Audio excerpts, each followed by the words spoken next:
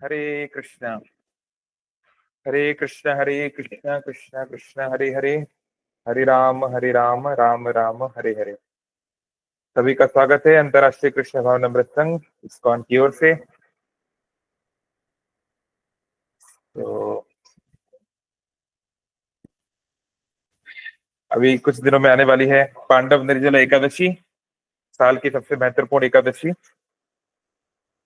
जो पांडव थे भीम, वो सारी एकादशी पालन नहीं कर पाते थे, इसलिए भगवान कृष्ण ने और कुछ वर्जन में भगवान वेद व्यास जी ने उनको कहा कि अगर आप ये एकादशी अच्छे से पालन कर लेंगे तो आपको सभी एकादशियों का फल मिल जाएगा। तो हमने सोचा कि कुछ पांडवों के बारे में चर्चा की जाए, महाभारत के बारे में चर्चा की जाए। अभी आप जो वीडियो देख रहे थे वो कुरुक्षेत्र का था, जहां पर ये महाभारत का युद्ध हुआ। प्रभुपाद जी के प्रिय शिष्य इंद्रजन साई महाराज अपने विदेशी भक्तों को लाए थे यात्रा में। और इस साल कार्तिक में महाराज पुरी आने वाले हैं, पुरी और मायापुर। तो जो लोग आसपास रहते हैं जरूर इस समय पुरी में महाराज के दर्शन करने आ सकते हैं। तो आइए शुरू करते हैं। आज का हमारा टॉपिक है about Mahabharat controversies, Karna versus Arjun, injustice to Karna, और उनको इतने कर्स मिले और अर्जुन ने जो किया उसका क्या, है ना, एंड थिंग्स लाइक दैट। और फिर हम लोग आखिर में आएंगे पांडव निर्जरा एकादशी के महत्व पे। ओके। ओम अज्ञानतिमिरान्धस्य ज्ञानञ्जनशलाकया चक्षुरुन्मिलितं येन तस्मै श्रीगुरवे नमः। मुखं करोति वाचालं पङ्गुं लङ्घयते गिरिं यत्कृपातमहं वन्दे श्रीगुरुदीनतारिणम्। नमः ओं विष्णुपादाय कृष्णपृष्ठाय भूतले श्रीमते भक्ति वेदांत स्वामिनिति नामिने। नमस्ते सारस्वती देवे गौरवाणी प्रचारिणे निर्विशेष शून्यवादी पाश्चात्य देशतारिणे। वाञ्छाकल्पतरुभ्यश्च कृपा सिन्धुभैव च पतितानां पावनेभ्यो वैष्णवेभ्यो नमो नमः। श्री कृष्ण चैतन्य प्रभु नित्यानंद, श्री अद्वैत गदाधर श्रीवासादि गौर भक्त वृंद। हरे कृष्ण कृष्ण कृष्ण हरे हरे, हरे राम राम राम हरे हरे।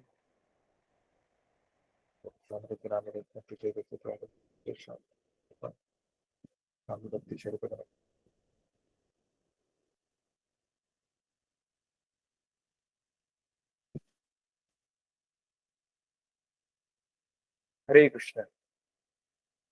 आवाज ठीक ठाक आ रही है? जो ऑनलाइन सुन रहे हैं क्लियर है आवाज, साउंड, ऑडियो, वीडियो, स्क्रीन? हरे कृष्ण प्रभु जी। बिल्कुल क्लियर है। Okay, thank you.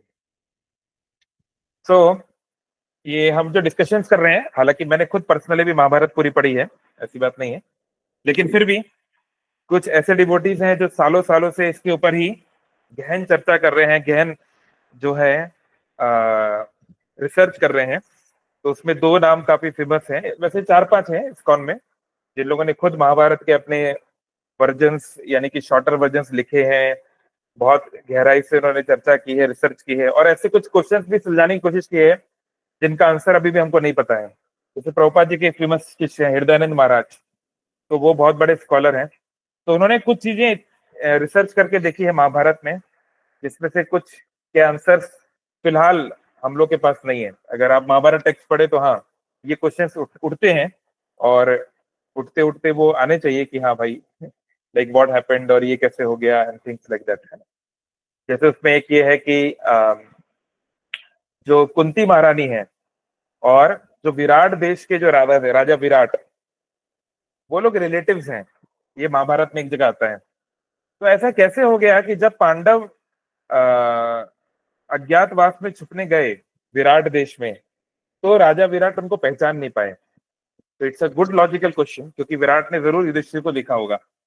तो इसका आंसर अभी ऐसे डायरेक्टली कहीं मिलता नहीं है। तो वो जो है एक बहुत बड़े आचार्य माधवाचार्य, उनकी कमेंट्री मैंने ढूंढा। मतलब कहने का मतलब है सब these people are the true heroes of Mahabharata, जो अभी जान रहे हैं कि जिन्होंने जीवन भर इसकी चर्चा की, इसको पढ़ा, इसमें डीपर गए। तो ऐसे ही एक टॉक है, ये प्रिंसटन यूनिवर्सिटी में हुआ था, जो कि दुनिया की one of the top universities है, आईवी लीग यूनिवर्सिटी जिसको बोलते हैं अमेरिका में। तो वहां पर गोविंद प्रभु जी और चैतन्य चरण प्रभु जी दोनों फेमस ऑथर्स हैं इस्कॉन में। तो उनके टॉक पर ही बेसिकली हम लोग चर्चा कर रहे हैं। वैसे मैं पर्सनली भी इसको पढ़ा हूं, बट हाँ, they not like them, they have studied in a very deep way, है ना।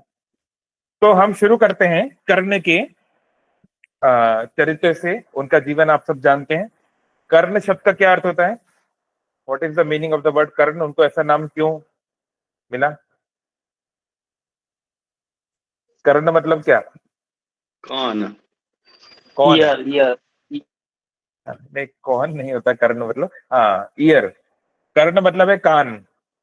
तो कर्ण का जब जन्म हुआ था तो बाय डिफॉल्ट, है ना, he was a divine personality, ये हम कैसे समझ सकते हैं? जन्म से उनके कवच और कुंडल थे, जन्म से। भाई ऐसा कभी नहीं होता कि कोई बच्चे का जन्म हो रहा है और जन्म से उसके पास सोने का कवच है, कुंडल है, ऐसा कभी नहीं होता, राइट? लेकिन जब उनका जन्म हुआ था तो बचपन से ही वो ऐसे थे, तो इस कारण से उनका एक नाम तो कर्ण जो है प्रसिद्ध है हुआ। तो आप सब जानते हैं, हम लोग उतना उसमें नहीं जाएंगे। हम आशा कर रहे हैं कि सब लोग महाभारत की स्टोरी मोटा मोटा जानते होंगे, है ना? तो अगर आप नहीं जानते तो बी आर चोपड़ा की महाभारत सीरियल आप देख सकते हैं। काफी कुछ उन्होंने सही बताया, 90% सही बताया गया है ना? होता क्या है, उत्तर भारत और दक्षिण भारत की महाभारत में 10,000 वर्सेस का डिफरेंस है। उत्तर भारत में जो महाभारत के वर्जन अवेलेबल है, स्पेशली जो भंडारी रिसर्च इंस्टीट्यूट का पुणे का, उसमें 1 लाख के श्लोक हैं, और दक्षिण भारत में 1,10,000। तो 10,000 श्लोकों का अंतर पड़ता है, इसलिए कुछ स्टोरीज पे कभी कभी कॉन्ट्रडिक्शन होता है ऊपर नीचे। लेकिन बाकी मोस्टली जो ऑथराइज्ड पुराने स्कूल्स ऑफ थॉट्स हैं, मोस्ट चीजों पे एग्री होते हैं, खासकर मध्वाचार्य जी की कमेंट्री पे, है ना? सो कर्ण का जन्म कैसे हुआ, कुंती के माध्यम से, और सूर्य पुत्र वो कैसे हुए, मैं आशा कर रहा हूँ कि आप सब जानते होंगे, हम उसमें इतना नहीं जाएंगे, है ना? और कैसे बाकी पांडवों का जन्म हुआ, और कैसे जो है फिर उनके पिता पांडु का कम उम्र में मृत्यु हो गई, और तत्पश्चात वो लोग हस्तिनापुर आ गए, है ना? और फिर कैसे कैसे क्या चीजें हुई। तो कर्ण को कई बार ऐसे दिखाया जाता है कि क्योंकि वो सो कॉल्ड लो कास्ट के थे, सो कॉल्ड छोटी जाति में उनके माता पिता थे, है ना? उनके पिताजी क्या कार्य करते थे? जो उनके फॉस्टर फादर थे, जिन्होंने उनका लालन पालन किया, वो क्या कार्य करते थे? किसी को पता है? रथ चलाना, जो सारथी। हाँ, सारथी थे वो, है ना? तो कई लोगों का ये आरोप रहता है, खासकर आजकल देखिए हर चीज पॉलिटिकल होती है ना? कुछ ऐसे पॉलिटिकल ग्रुप्स हैं, पॉलिटिकल आजकल फैन क्लब भी चलते हैं, अर्जुना फैन क्लब, करुणा फैन क्लब, और फेसबुक पे, इंस्टाग्राम पे वो अलग अलग पोस्ट करते रहते हैं। मैंने आज ऐसे एक डाला भी है ना? एक करुणा फैन क्लब का किसी ने मुझे शेयर किया कि भाई कर्ण ने एक गाय को मार दिया, वो भी गलती से, तो उसके लिए इतनी बड़ी सजा, और अर्जुन ने तो इतने जानवरों को मारा, उसका क्या, उसका कौन हिसाब देगा? तो इस तरह के प्रश्न उठते हैं। ठीक है, प्रश्न उठाने में कोई दिक्कत नहीं है, पर कई बार ये प्रश्न जो है एक सर्टेन आइडियोलॉजीज को, है ना, कि भाई हाँ, जो लोअर कास्ट के थे, जो कम छोटी जाति के हैं, उनके साथ बहुत बुरा होता चला आया है, और इसका प्रमाण है Arjun versus Karna and things like that, without understanding कि ये जिस जमाने की बात हो रही है, तब ये सब मॉडर्न कॉन्सेप्ट नहीं थे, तब कोई कम्युनिज्म नहीं था, तब कोई डेमोक्रेसी इस तरह का सेटअप नहीं था, है ना? तो पहले हमें महाभारत को महाभारत के ही कंटेक्स्ट में समझना चाहिए, जैसे कि भगवान वेद व्यास ने बताया। कई लोग बोलते हैं नहीं, वेद व्यास जी ने विक्टोरियस लोग का साथ दिया, और लोग कोट भी करते हैं, history is written by the victorious people. जो लोग जीतते हैं वो अपने हिसाब से इतिहास लिखते हैं। तो आपको ये समझना पड़ेगा, जब हमारे पास मल्टीपल वर्जन्स हैं, भाई जैसे अंग्रेज बोले कि उन्होंने भारत पर आक्रमण क्यों किया, तो वो अलग अलग वर्जन दे सकते हैं, उनका वर्जन अलग हो सकता है, इंडियंस का वर्जन अलग हो सकता है, राइट, है ना? लेकिन आज से 5,000 साल पहले कर्ण नाम का व्यक्ति था, कि युधिष्ठिर नाम का व्यक्ति था, कि हस्तिनापुर नाम की जगह थी, ये इसका कोई हिस्टोरिकल प्रूफ नहीं है ना? जो मतलब जो मॉडर्न हिस्ट्री जिसको हम मानते हैं, वो राजा बिंबिसार तक जाके खत्म हो जाती है, उसके आगे किसी को पता नहीं कि आगे क्या था, है ना? चाणक्य पंडित और उनसे 1-2 जनरेशन आगे इतिहास है, राइट? तो उसके आगे जो भी हम प्रूफ अभी निकालते हैं वो आर्कियोलॉजिकल होते हैं, है ना, या कार्बन डेटिंग करके होते हैं, या एस्ट्रोनॉमिकल होते हैं, कोई मॉडर्न लिखित इतिहास उस समय का नहीं है। जैसे अभी हम देखते हैं कि राजा चंद्रगुप्त मौर्य जब थे, या अशोक थे, तो उस समय बहुत सारे चाइनीज ट्रेवलर्स, कि कोई और ट्रेवलर आता था और वो अपनी बुक में लिखता था कि हाँ मैंने ये देखा, तो उसके आधार पे इतिहास लिखा जाता है। लेकिन 5,000 साल पहले का कोई ट्रेवलर नहीं है, उस समय कोई चाइनीज यहाँ पर नहीं आया, क्योंकि महाभारत के अनुसार उस समय पूरे पृथ्वी पर एक छत्र साम्राज्य था हस्तिनापुर का, और सारे राजा उनके अधीन थे, है ना? तो कोई आपके पास मल्टीपल ऑप्शन नहीं है, कोई आपके पास दूसरा ऑप्शन नहीं है वेद व्यास जी को मानने के अलावा। आपको ये भरोसा रखना पड़ेगा कि जो वेद व्यास बोले वो सही बोले होंगे। तो प्रश्न है हम उन पर भरोसा क्यों करें? तो आप इस तरह कर सकते हैं कि उन्होंने जो अलग और जो ज्ञान दिया है, जैसे उन्होंने आयुर्वेद दिया है, उन्होंने जो है ज्योतिष दिया है, उन्होंने वास्तु दिया है, इसको आप अपनी लाइफ में जब इंप्लीमेंट करेंगे तो इट वर्क्स। तो एक रीजनेबल फेथ ये होता है कि अगर कोई ऑथर है ना, ये इम्पॉसिबल है ही बता पाना कि यहां से सूर्य की दूरी कितनी है। आज से 5000 साल पहले एक आदिवासी, अगर लीजिए वेद व्यास जी एक भगवान के इनकारनेशन नहीं है, डिवाइन बिंग नहीं है, कैसे उन्होंने सूर्य सिद्धांत में जो आगे चल के भास्कराचार्य जी ने जिसको आगे बढ़ाया, या ज्योतिष में कैसे उन्होंने बता दिया कि सूर्य पृथ्वी से 95 मिलियन माइल्स दूर है। ये कैसे संभव है? आज से 5000 साल पहले without any modern instruments, modern technology, कोई इतना सटीक कैसे हो सकता है? मॉडर्न कैलकुलेशन है 95.5 मिलियन माइल्स। तो कोई इतना करीब कैसे बता सकता है कि सूर्य इतना दूर है? कैसे ज्योतिष जो है इतनी कॉम्प्लेक्स कैलकुलेशंस कर लेता है, जो बड़े बड़े जो है एस्ट्रोनॉमर्स को करना पड़ता है यूजिंग देयर मॉडर्न इंस्ट्रूमेंट, है ना? तो एक रीजनेबल फेज, कैसे आयुर्वेदा इतना काम करता है, जो बीमारी आज भी कई जो हमारे वेस्टर्न डॉक्टर्स नहीं कर पाते हैं, आयुर्वेदा कैसे काम करता है, राइट? तो Ved Vyas is not a ordinary person, he is not ordinary author जो कोई हैरी पॉटर या स्पाइडरमैन की तरह अपना कुछ नॉवल लिख के चले गए। जो उन्होंने लिखा है इट रियली वर्क्स। इस फेथ के साथ हमें आगे बढ़ना चाहिए, है ना? तो अगर आप इस फेथ के साथ महाभारत को पढ़ोगे कि लेट अस अज्यूम, जैसे हम मैथ्स में अज्यूम करते हैं कि let us assume x to be a odd integer, हम मान के चलते हैं ना, फिर बाद में प्रूव होता है कि वो है कि नहीं। तो ऐसे अगर हम ये थ्योरेटिकली मान के चले कि जो शास्त्र बोल रहे हैं ये अपौरुषीय है, ये ट्रांसजेंडेंटल है, ये भगवान का शब्द है, और फिर उसको फॉलो करें, तो फिर हमें खुद ऐसे रियलाइजेशन आने लगेंगे लाइफ में कि वो हमारा फेथ जो है वो वैलिडेट होगा, है ना? तो पहले तो इस बेसिक फेथ के साथ चलना पड़ेगा। तो कोई मल्टीपल ऑप्शन नहीं है कि कर्ण कैसा था, महाभारत और वेद व्यास के अलावा कोई दूसरा आप रेफरेंस नहीं ले सकते कि 100 साल पहले या 50 साल पहले या मॉडर्न हमारे देवदत्त पटनायक जी क्या लिख रहे हैं। देवदत्त पटनायक जी तो 50 साल पहले जन्म लिए, उनको क्या पता 5000 साल पहले क्या हुआ, राइट? ओके, तो पहले तो हम ये समझ रहे हैं। तो महाभारत जो है, इसमें वेद व्यास जी शुरू में लिख रहे हैं कि ये मैं बुक किसके लिए लिख रहा हूं, किसको पता है? वेद व्यास जी ने इंट्रोडक्शन में लिखा है कि मैं महाभारत किस ऑडियंस के लिए लिख रहा हूं। किसको पता है क्या ऑडियंस है? What is the desired audience of Mahabharata? किनको पढ़ना चाहिए, किसी को पता है? हाँ, तो बोल रहे हैं ये मैं जो महाभारत लिख रहा हूं, स्त्रीय वैश्य शूद्राणाम, 3 मेन टारगेट ऑडियंस है। महिलाओं के लिए, वैश्यों के लिए, वैश्य मतलब बिजनेस क्लास, फार्मर्स, है ना, कृषि गौरक्षा वाणिज्यम, जो कृषि करते हैं, जो बिजनेस करते हैं, और शूद्र सर्विस क्लास, जो जॉब करते हैं किसी प्रकार की, उनके लिए मैं ये लिख रहा हूं प्राइमरीली। क्यों लिख रहा हूं? क्योंकि कथा के माध्यम से जो सिद्धांत है उसको बताना आसान है।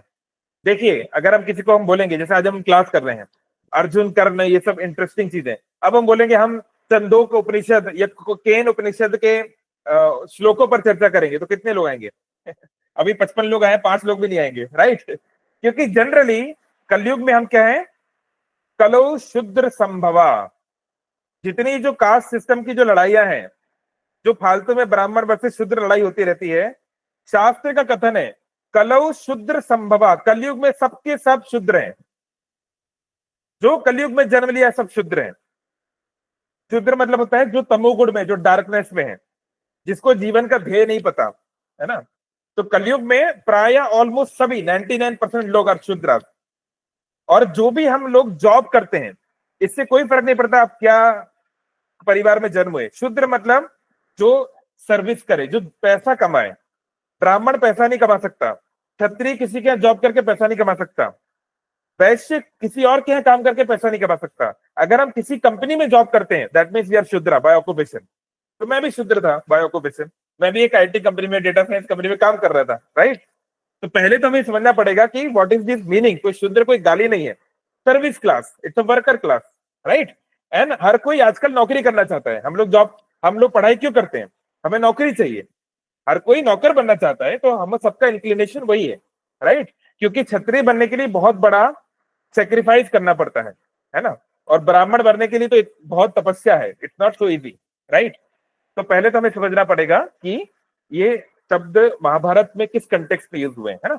तो कई लोग जो है इसको शूद्रा वर्सेस क्षत्रिय दिखाना चाहते हैं कि अर्जुन क्षत्रिय था।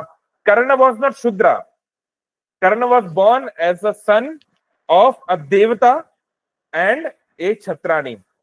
तो कर्ण बाय जन्म तो कहीं से शूद्र नहीं हो सकते, क्योंकि उनके पिताजी तो मनुष्य ही नहीं है। अगर कोई मनुष्य होगा तो ब्राह्मण क्षत्रिय वैश्य शूद्र होगा, उनके पिताजी तो देवता है, राइट। तो अब हम आते हैं इस कंटेक्स्ट पर कि क्या कर्ण के साथ गलत हुआ और उन्होंने ये किया और वो किया, थिंग्स लाइक दैट, ठीक है।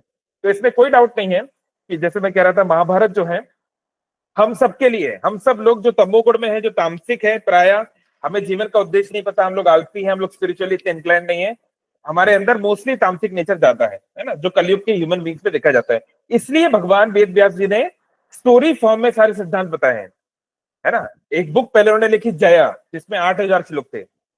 फिर उन्होंने लगा नहीं इसमें काफी मजा नहीं आएगा, वो शॉर्ट फॉर्म था महाभारत का। फिर उन्होंने इसको एक्सपेंड किया, इसलिए हम लोग भागवतम में पढ़ते हैं ततो जया मुदीरयेत।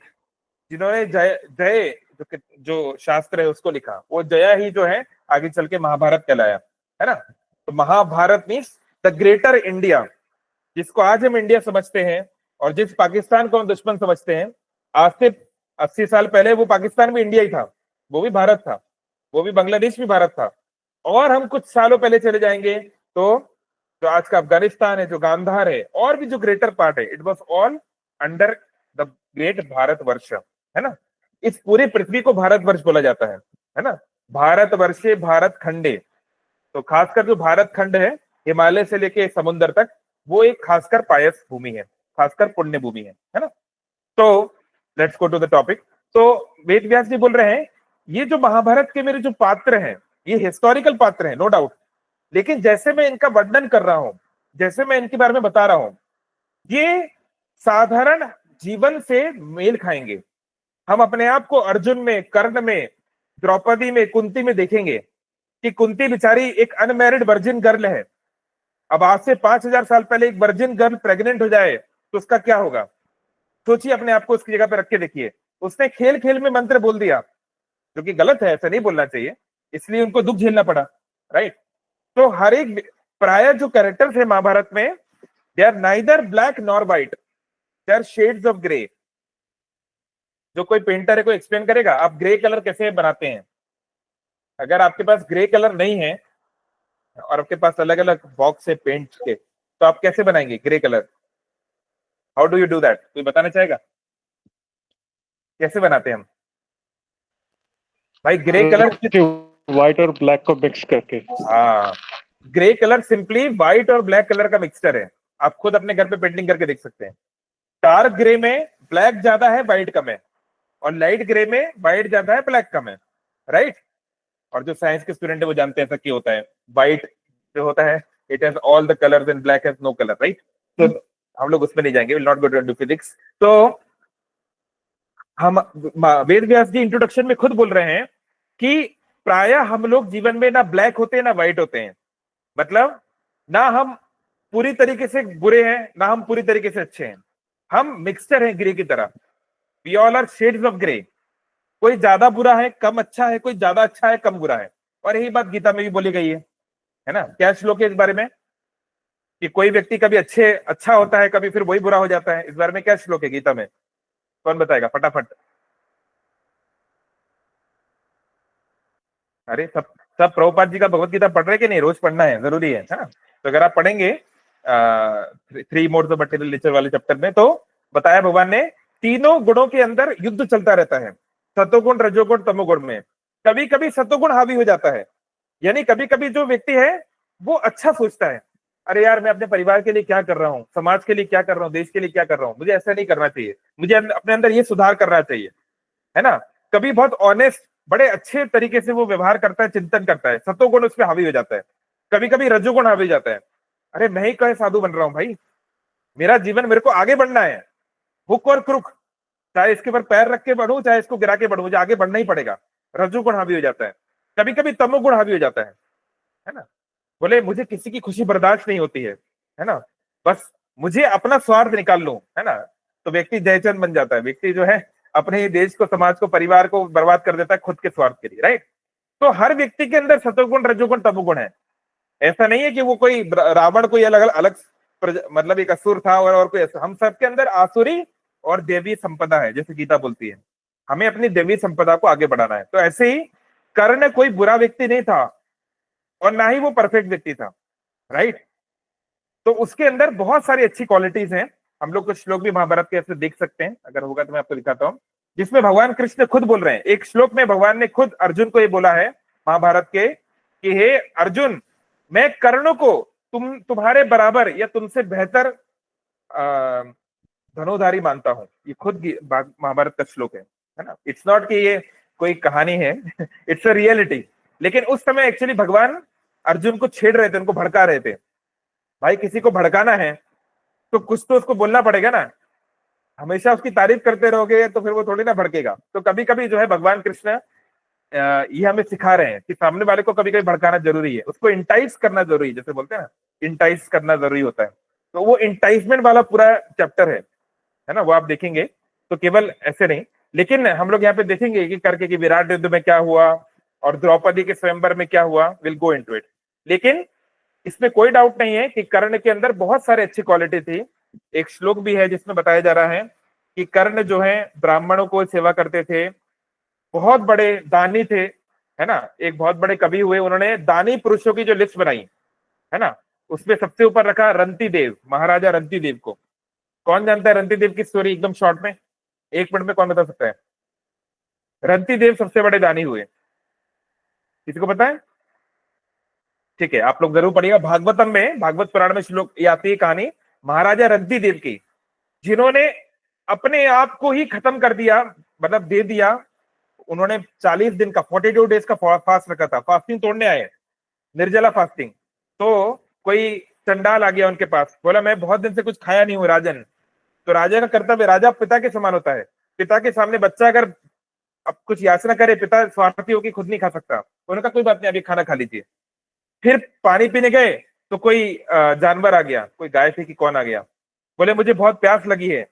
बोले ठीक है, पानी भी तुम पी लो, है ना। तो फिर कोई और प्राणी आ गया, आई थिंक एक कबूतर की कोई पक्षी आ गया। तो अब उनके पास कुछ है नहीं, तो बोले ठीक है, मैं अपना मांस काट के दे रहा हूं, ये तुम खा लो, अपना भूख मिटा लो, है ना। तो ऐसे ये चारों देवी देवता थे, ब्रह्मा, विष्णु, महेश और इंद्र, इनकी परीक्षा लेने आए थे। और रंती देव जो है सब परीक्षा में पास हुए, बहुत चारों पे खुश हुए। तो रंती देव का नाम टॉप पर है। फिर है दधीची मुनि। दधीची मुनि ने अपनी हड्डियां दे दी, अपना शरीर ही डोनेट कर दिया, है ना, फॉर अ डिवाइन कॉज। ऐसे ही उन्होंने जो दाताओं की लिस्ट बनाई है, उसमें कर्ण का भी नाम आता है। कर्ण का एक प्रिंसिपल था कि सूर्य की वो आराधना करते थे दिन में, और सूर्य की आराधना करने के बाद जो ब्राह्मण उनसे जो भी मांगेगा वो उसको जरूर देते थे। और इसका इंद्रदेव ने जो है फायदा उठाने का भी प्रयास किया। आप लोग जानते होंगे स्टोरी, राइट। इंद्रदेव को शक्ति अस्त्र कैसे, सॉरी, कर्ण को इंद्र का शक्ति अस्त्र कैसे मिला, और कैसे कर्ण को बचाने के लिए भगवान को पांडवों के एक पुत्र की आहुति देनी पड़ी। किसकी आहुति देनी पड़ी, किसको पता है? जो भिक्षा मांग के जो आए थे इंद्रदेव, तो कर्ण उनको अपने कवच और कुंडल देने के लिए भी राजी हो गए। लेकिन इंद्र उनसे बहुत प्रसन्न हुए और उनको अपना शक्ति अस्त्र दिया, कहा ये अचूक बाण है, ये कभी खाली नहीं जाएगा। तो कर्ण ने वो बाण रखा था अर्जुन के लिए कि अर्जुन को मैं शक्ति अस्त्र से मारूंगा। तो फिर भगवान ने क्या किया, घटोत्कच, घटोत्कच जो है भीम के जो पुत्र थे, है ना, आजकल बहुत प्रसिद्ध है श्याम बाबा, है ना, खाटू श्याम जी। तो खाटू श्याम जी के जो पिताजी थे, बर्बरीक के जो पिताजी थे घटोत्कच, उनको भगवान कृष्ण ने कहा कि आप विराट रूप लेकर, वो उनकी माता राक्षसी थी, मतलब ही हैड मेनी पावर्स, तो आप बड़ा रूप लेकर तबाही मचा दो कौरवों में। तो इतनी तबाही मर गई, इतने लाखों उनके सोल्जर मरने लगे कि दुर्योधन डर के मारे अर्जुन को, कर्ण को बोला कि आप शक्ति अस्त्र में चला दो, अर्जुन को बाद में देखेंगे, अगर ये ऐसे मारता रहा तो एक दिन में वॉर खत्म हो जाएगी। तो कर्ण बहुत डर रहे थे कि अगर मैंने शक्ति चला दिया तो भाई फिर अर्जुन को कैसे मारेंगे। तो दुर्योधन ने कहा वो सब छोड़ो, अभी तुम घटोत्कच को मारो बस, किसी भी हालत में। तो उन्होंने घटोत्कच पे शक्ति अस्त्र चला दिया, जिससे घटोत्कच की तो मृत्यु हो गई, लेकिन अर्जुन के जरिए भगवान ने डिवाइन ऐसे प्लान किया है ना। तो एक बड़े प्लान के लिए करना पड़ता है। चाणक्य पंडित ने बोला है नीति शास्त्र में, एक देश को बचाने के लिए अगर एक गांव की बलिदान देना पड़े तो देना चाहिए, है ना भाई। अगर एक गांव में मान लो कोरोना फैल गया है, तो अगर देश भर में कोरोना ना फैले इसके लिए उसे आइसोलेट करना पड़े तो करना चाहिए, राइट। या कोई मॉडर्न मूवी आती है ज़ॉम्बी वॉम्बी वाली, तो अगर कोई ज़ॉम्बी बन गए तो उनको अलग रखना पड़ेगा, क्योंकि एक बड़े स्तर पे। और वेस्टर्न फिलोसफी भी है यूटिलिटेरियन थ्योरी, है ना, millers theory, greatest good for the greatest number of people, है ना। तो ऐसे ही तो अर्जुन के लिए जो है कर्ण ने बहुत तैयारी की थी, लेकिन कर्ण ने जो है हालांकि उनके साथ बहुत सारी चीजें हुई, वो गलत हुई, नो डाउट, लेकिन two bads do not cancel each other. किसी ने आपके साथ गलत किया इसका ये अर्थ नहीं है कि आप किसी और के साथ गलत कर दो और वो बराबर हो जाएगा। It doesn't work like this, है ना। जैसे कई लोग जो है ऐसा करते हैं कि भाई किसी व्यक्ति ने उनके साथ गलत कर दिया, तो उनके परिवार में किसी के साथ वो गलत करना चाहते हैं, है ना, उसकी बेटी के साथ, उसके बच्चे के साथ मैं ऐसा कर दूंगा। ये गलत है और इसका आपको पाप झेलना पड़ेगा। जिस इंडिविजुअल ने आपके साथ गलत किया, आप उस पर आप भले ही रिटेलिएट करिए, पर आप किसी इनोसेंट पे रिटेलिएट नहीं कर सकते, है ना। This is against Dharma and this is against morality, right. तो कर्ण जो है इन्हीं मोरालिटी को नहीं समझ पाए, इसमें वो अननेसेसरी बंध गए और जहां साथ नहीं देना चाहिए वहां साथ दे दिया। इसमें कोई डाउट नहीं है कि दुर्योधन ने उनके लिए जो किया वो बहुत बड़ी बात है ना।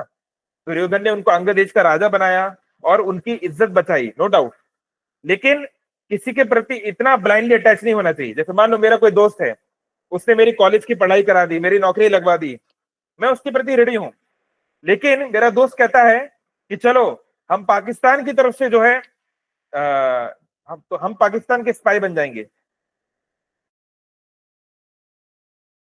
हम गुप्तचर बन जाएंगे या पाकिस्तान की तरफ से युद्ध लड़ेंगे, तो मुझे अपने दोस्त को मना करना पड़ेगा, मेरे भाई देख तूने मेरे लिए जो किया है प्राण भी हाजिर है, लेकिन मैं पूरे देश को, पूरे समाज को धोखा नहीं दे सकता हूं उसके लिए, राइट, क्योंकि इसका फार ग्रेटर कॉन्सिक्वेंस होगा।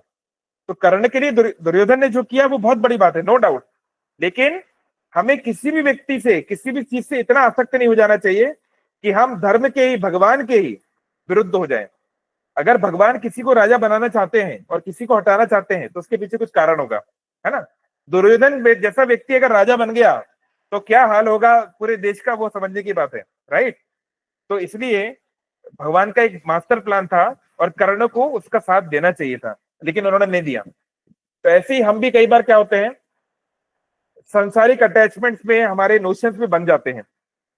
कई लोग ऐसा बोलते हैं चाहे कुछ भी हो जाए, जो है, मैं जैसे एक डिवोटी था, वो तो अब ऐसा नहीं रहा, जब वो नया नया था उज्जैन में, तो हम वो जब माला जब करने लगा तो मैंने कहा आप तुलसी माला पहन लीजिए, अब तो आप चैंटिंग कर रहे हैं, है ना, अब तो आप सब प्रकार के नियम भी पालन कर रहे हैं, तो आपको तुलसी माला पहनना चाहिए।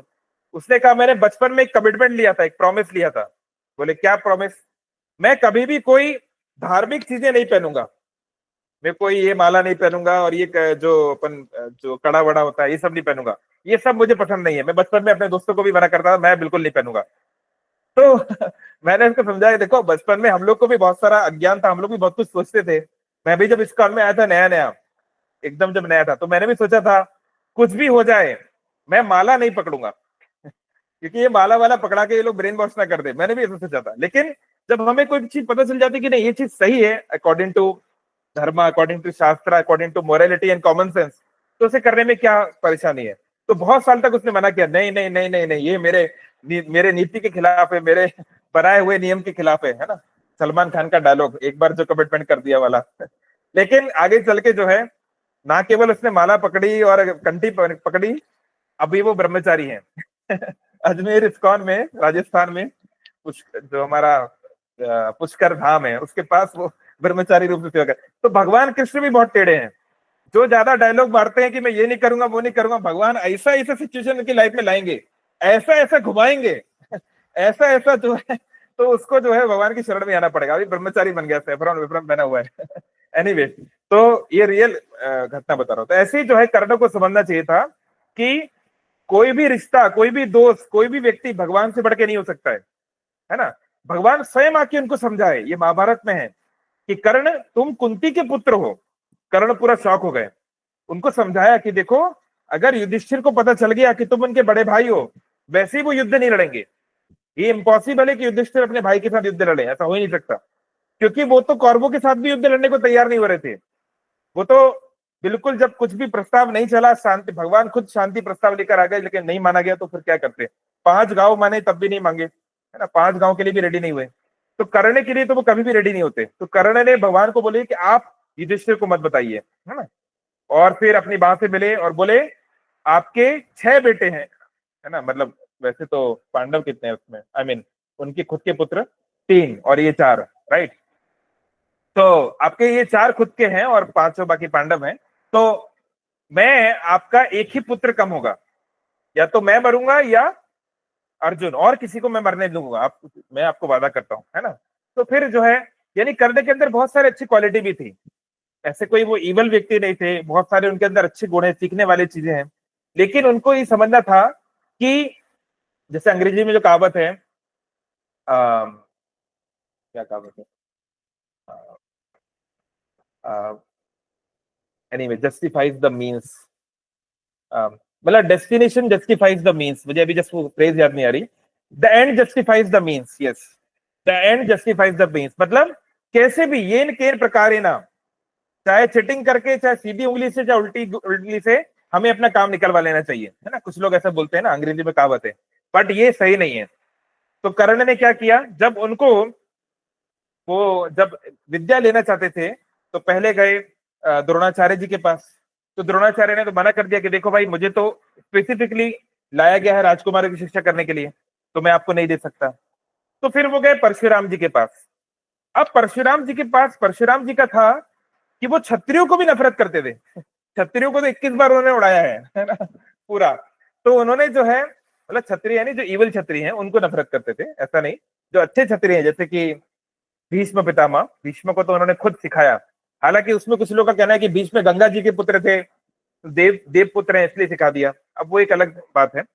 लेकिन परशुराम जी को इन्होंने झूठ बोल दिया कर्ण ने, है ना। उन्होंने कह दिया कि मैं ब्राह्मण का पुत्र हूं, इसलिए आप मुझे विद्या सिखा दीजिए, मैं आपसे निवेदन कर रहा हूं। अब परशुराम तो भगवान का अवतार है, शक्तावेश अवतार है, तो उनसे बढ़िया और कौन सिखा पाएगा, है ना। परशुराम जी के गुरु जी कौन है, कौन जानता है? परशुराम जी के गुरु जी कौन है? महादेव। हाँ, स्वयं भगवान शिव जिसके गुरु हैं, स्वयं भगवान शिव जिसके गुरु हैं, जिनके पास विष्णु जी का धनुष है, अब उनसे कोई क्या बेटर सिखाएगा, राइट। तो परशुराम जी को तो हराना इम्पॉसिबल ही है प्रैक्टिकली। तो उन्होंने सोचा इससे अच्छा टीचर कौन मिलेगा, क्योंकि द्रोणाचार्य भी उनसे ही सीखे हैं, द्रोणाचार्य और भीष्म पितामह सब परशुराम के शिष्य हैं, राइट। तो परशुराम जी को उन्होंने झूठ बोल दिया। देखिए, इतने बड़े आदमी को झूठ बोलना, ये तो खतरे से, मतलब आग से खेलने वाली बात थी। वो तो कर्ण को ये शुभ शुभ, मतलब अपनी जो है अपनी किस्मत मानना चाहिए या भगवान का आयोजन मानना चाहिए कि उसी समय परशुराम ने उनका सर नहीं काट दिया। नहीं तो इतने बड़े व्यक्ति को झूठ बोलना तो बहुत बड़ा रिस्क है, ऐसा नहीं करना चाहिए। अगर वो नहीं मानते तो रोते, उनके पैरों पे गिनती करते, कुछ भी करते, लेकिन ऐसे नहीं करना था। जैसे हमारे इस्कॉन में प्रभुपाद जी के जो गुरु है भक्ति सिद्धांत सरस्वती ठाकुर, उनके गुरु महाराज उनको दीक्षा देने से मना कर दिए थे, जिनसे उन्होंने आगे चल के दीक्षा दी। वो मना करते गए, दीक्षा नहीं दूंगा, नहीं दूंगा, नहीं दूंगा। जो प्रभुपाद जी के गुरु हैं भक्ति सिद्धांत सरस्वती ठाकुर, जिन्होंने गौड़िया मिशन की स्थापना की पूरे भारत में और इवन विदेशों में भी जो हरि नाम का प्रचार किया, तो वो बहुत बड़े स्कॉलर थे। उनको भारतीय ज्योतिष अनुष्ठान ने नाम रखा था, उनका टाइटल दिया था सरस्वती, सिद्धांत सरस्वती, क्योंकि उन्होंने सूर्य सिद्धांत की मॉडर्न कमेंट्री लिखी है। जो अभी जो एस्ट्रोलॉजर लोग जो भविष्य बताते हैं, है ना। देखिए, अगर आपको अपना पुराना इतिहास जानना हो कि आप पूरे पुराने जन्म में क्या थे, आपके साथ ऐसा क्यों हो रहा है, आपको ये बीमारी क्यों हो गई, पुराना इतिहास जानना है, तो आपको ऐसा ज्योतिष चाहिए जिसे भृगु संहिता आती हो। और भृगु संहिता बहुत रेयर है और उसको पढ़ने वाले तो बहुत ही रेयर है, ना के बराबर है दुनिया में। इसलिए पास कोई बता नहीं पाता है, खास बहुत कम लोग जो बता पाते हैं, है ना। लेकिन कुछ लोग ऐसे हैं राजस्थान में और अन्य जगहों पर जो जानते हैं भृगु संहिता। तो लेकिन अगर आपको फ्यूचर जानना है तो सूर्य सिद्धांत जैसे ज्योतिष के अन्य जो शास्त्र हैं ये इंपॉर्टेंट होते हैं, राइट, थोड़ा बहुत। तो उसके ऊपर उन्होंने कमेंट्री लिखी थी, मॉडर्न कमेंट्री, जिसको सब ज्योतिष लोग भी पढ़ते हैं, वो प्रभुपाद जी के गुरु महाराज ने लिखी है। तो इतने बड़े ज्ञानी, इतने बड़े पंडित व्यक्ति हैं, वो जिनसे दीक्षा लेना चाहते थे, गौर किशोरदास बाबा जी महाराज। गौर किशोरदास बाबा जी महाराज सांसारिक दृष्टि से, बाहरी दृष्टि से अनपढ़ थे, उन्होंने कभी स्कूल नहीं गए। वो आज जो बांग्लादेश जिसको बोलते हैं, जो पहले ईस्टर्न बंगाल था, वहां उनका जन्म हुआ था और वो एक किसान परिवार में थे। और युवावस्था में उनकी पत्नी की मृत्यु हो गई, दुर्भाग्य से उनकी पत्नी की मृत्यु हो गई। तो पत्नी की मृत्यु के बाद उनके अंदर बहुत वैराग्य आ गया कि अब मैं दोबारा विवाह नहीं करूंगा, मैं इस चीजों में नहीं पड़ूंगा, है ना, शायद भगवान का यही मेरे लिए आयोजन है। और वो वृंदावन चले गए, 40-30-35 साल वृंदावन में रहे। और फिर उनके गुरु का उनका आदेश हुआ सीनियर्स का कि तुम नवदीप मायापुर धाम आ जाओ, है ना। तो नवदीप मायापुर धाम में रहते थे। तो भक्ति सिद्धांत सरस्वती ठाकुर उनके पास गए, मुझे दीक्षा दीजिए, मैं आपका शिष्य बनना चाहता हूँ। तो उन्होंने मना कर दिया, नहीं मैं नहीं दे सकता।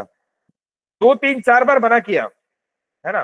बोले कि देखो तुम तो इतने पढ़े लिखे हो, इतने बड़े पंडित हो, पूरी दुनिया में तुम्हारा नाम है, तुम मुझे से अनपढ़ से दीक्षा लोगे, लोग क्या बोलेंगे। तो सरस्वती ठाकुर उनको बोलते थे, आपके अंदर शुद्ध भक्ति है, आप राधा कृष्ण के प्रिय हो, ये महत्वपूर्ण है।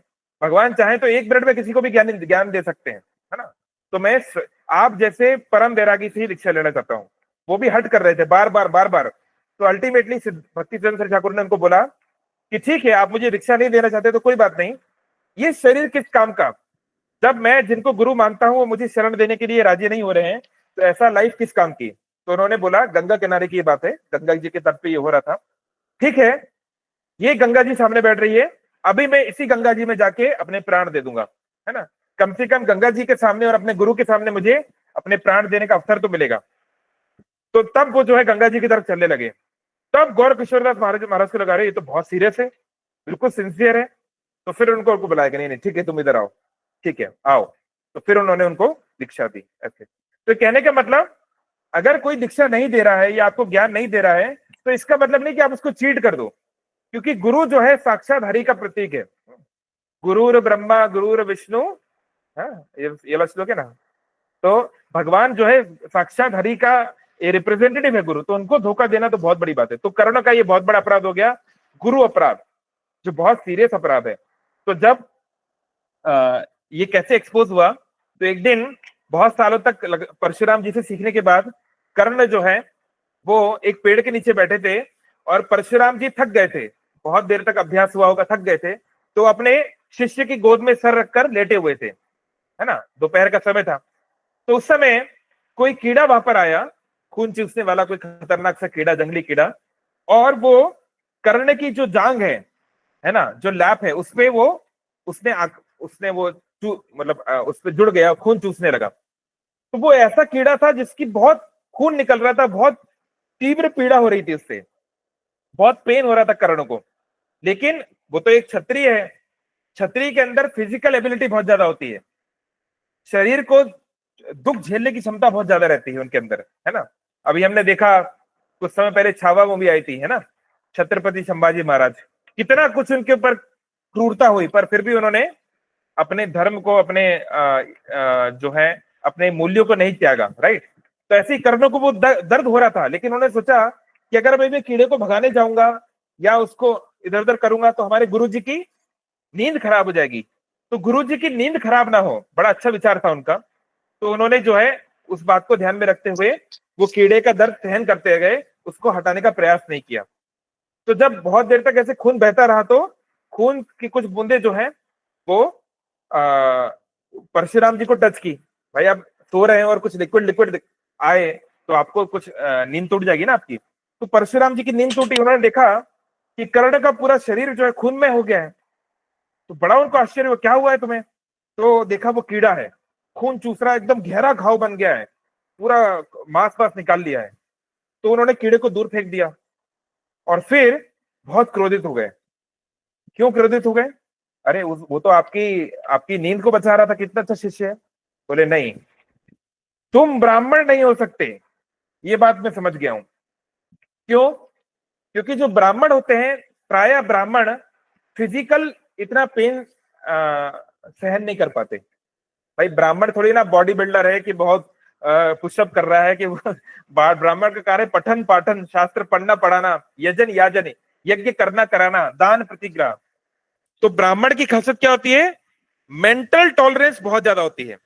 ब्राह्मण को कोई कितनी भी गाली दे दे, कोई कितना भी उसको उसकी बैक बैटिंग कर दे, कुछ भी उसको बोल दे, ब्राह्मण को कोई फर्क नहीं पड़ता, क्योंकि वो अंदरूनी रूप से बहुत सख्त है, उसको कोई इमोशनल नहीं कर सकता है। ब्राह्मण इमोशनली बहुत स्ट्रांग होता है, लेकिन क्षत्रिय इमोशनली स्ट्रांग नहीं होते प्राय ज्यादा।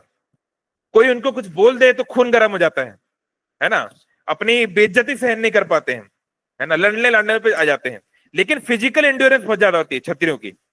तो परशुराम ने कहा, इतना दुख तुमने सहन कर लिया, तुम तो ब्राह्मण नहीं हो सकते, तुम तो क्षत्रिय ही हो, है ना। तो कर्ण क्षत्रिय है, इसका एक और प्रूफ स्वयं परशुराम भगवान बोल रहे हैं, है ना।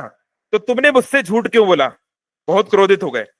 तो फिर कर्ण को बताना पड़ा, मैं ऐसी ऐसी बात है, मैं सूत पुत्र हूँ, है ना, शूद्र परिवार में हूँ, मतलब मेरे माता पिता कौन है ये तो किसी को नहीं पता है, लेकिन पालन तो इन्होंने किया है, ऐसे ऐसे। तो मुझे आपके शिष्य द्रोणाचार्य जी ने शिक्षा नहीं दी, तो मैं सोचा आपके पास आ जाऊं। बहुत क्रोधित हो गए परशुराम, लेकिन फिर अपना बालक समझ के, अपना शिष्य इतने सालों से साथ में था, इसे सोच के इसलिए उनको मारा नहीं उन्होंने, है ना, छोड़ दिया जिंदा। पर बोले, जिस समय तुम्हें इस शिक्षा की सबसे ज्यादा जरूरत पड़ेगी, इस ज्ञान की सबसे ज्यादा जरूरत पड़ेगी, उस समय तुम्हें ये याद नहीं आएगा। और हुआ भी ये। कैसे हुआ, कौन बताना चाहेगा? जब सबसे ज्यादा जरूरत थी कर्ण को इस ज्ञान की, उस समय वो ज्ञान उनके काम नहीं आया, वो उसको याद नहीं रख पाए। कौन बताना चाहेगा? अनम्यूट करके बोलिए। हाँ बोल सकते हैं, अनम्यूट करके बोल सकते हैं फटाफट। एनीवे, तो जब हाँ कोई बोलना चाह रहा है? यस।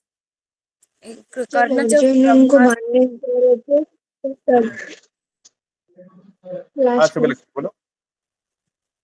तो जब अर्जुन उनको मारने जा रहे थे लास्ट में तब हाँ यस, अगर आपने देखा भी हो, सीरियल्स में भी देखा हो, तो जब कर्ण का जब रथ का पहिया फंस गया, है ना, तो उस समय जब अर्जुन उनको उनकी तरफ उन्होंने जब जो है तीर वो निशाना कर रहे थे, और फिर भगवान कृष्ण ने उनको बोल भी दिया कि अब इनके ऊपर तीर चला दो, इनके ऊपर कोई रहम मत करो, राइट। तो उस समय कर्ण कुछ कर भी नहीं पाए, क्योंकि उनको जो भी दिव्य मंत्र थे, दिव्यास्त्र थे, उनके पास बहुत सारे दिव्य मंत्र थे, उनको धनुष बाण की जरूरत नहीं है। जय सूर्य प्रो, अपने आपको प्लीज म्यूट कर लीजिए,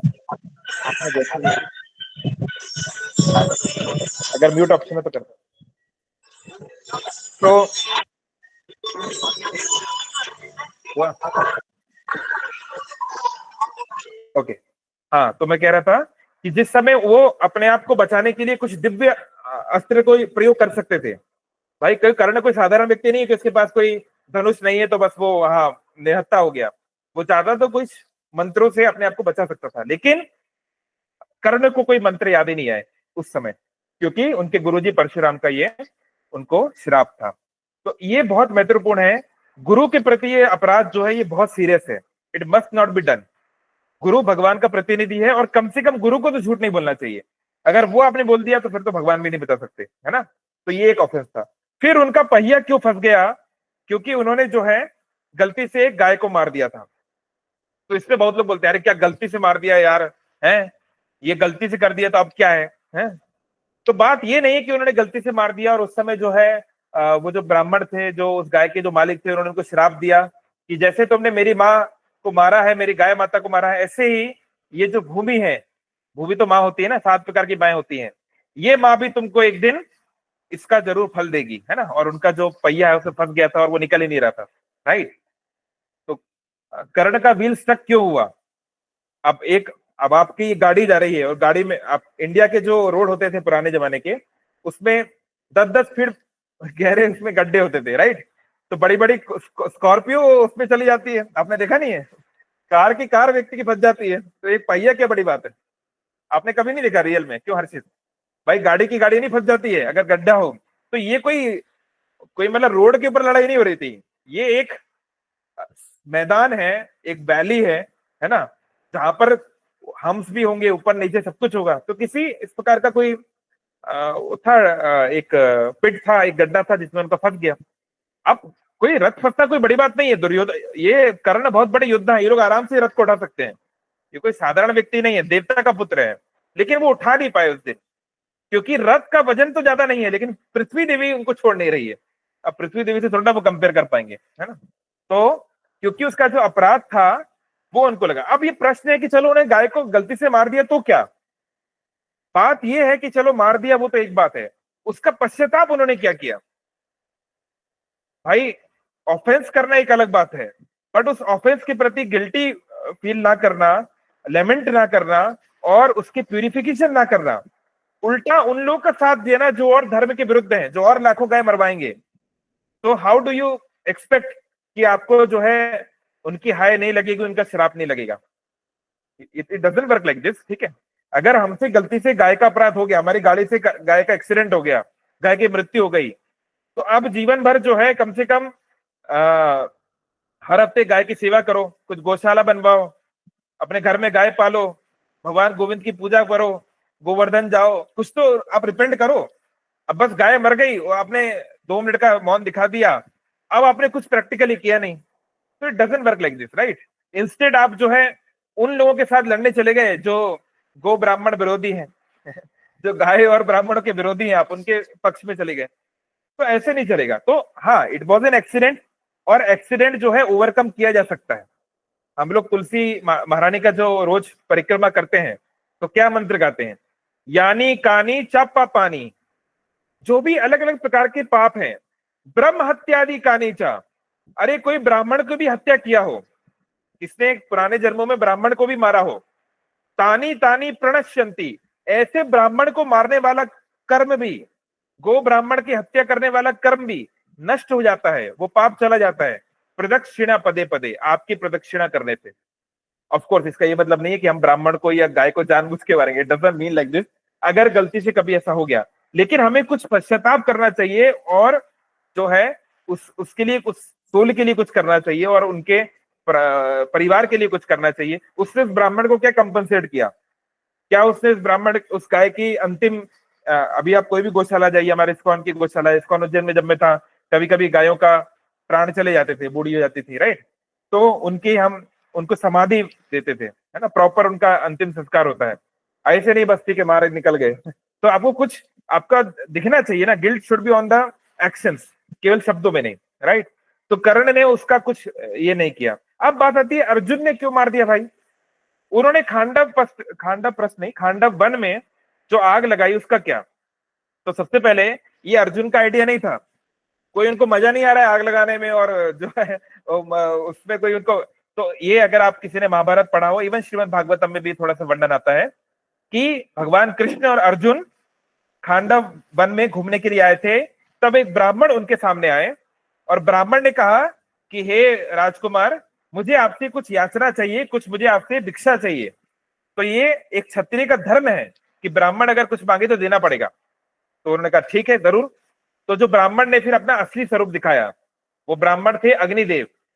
तो उन्होंने बताया कि कुछ एक लंबी स्टोरी, मैं उसमें नहीं जा रहा हूं, एक बहुत बड़ा यज्ञ हुआ, मेरे को बहुत सारी घी मेरे को ऑफर किया गया, घी मुझे यज्ञ में आहुति दी गई, अब मेरी पाचन शक्ति कमजोर हो गई है ना।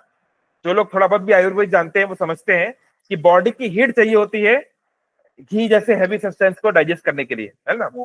तो इसका मतलब ये नहीं कि आप मतलब आग को पी जाओ लेकिन एक हीट चाहिए होती है बॉडी में, राइट। तो उन्होंने जो है कहा कि मुझे इसकी आवश्यकता है। तो कोई देवता का आदेश था, है ना, अग्निदेव जो है उन्हें पावक बोला जाता है, पुण्य करने वाला माना जाता है।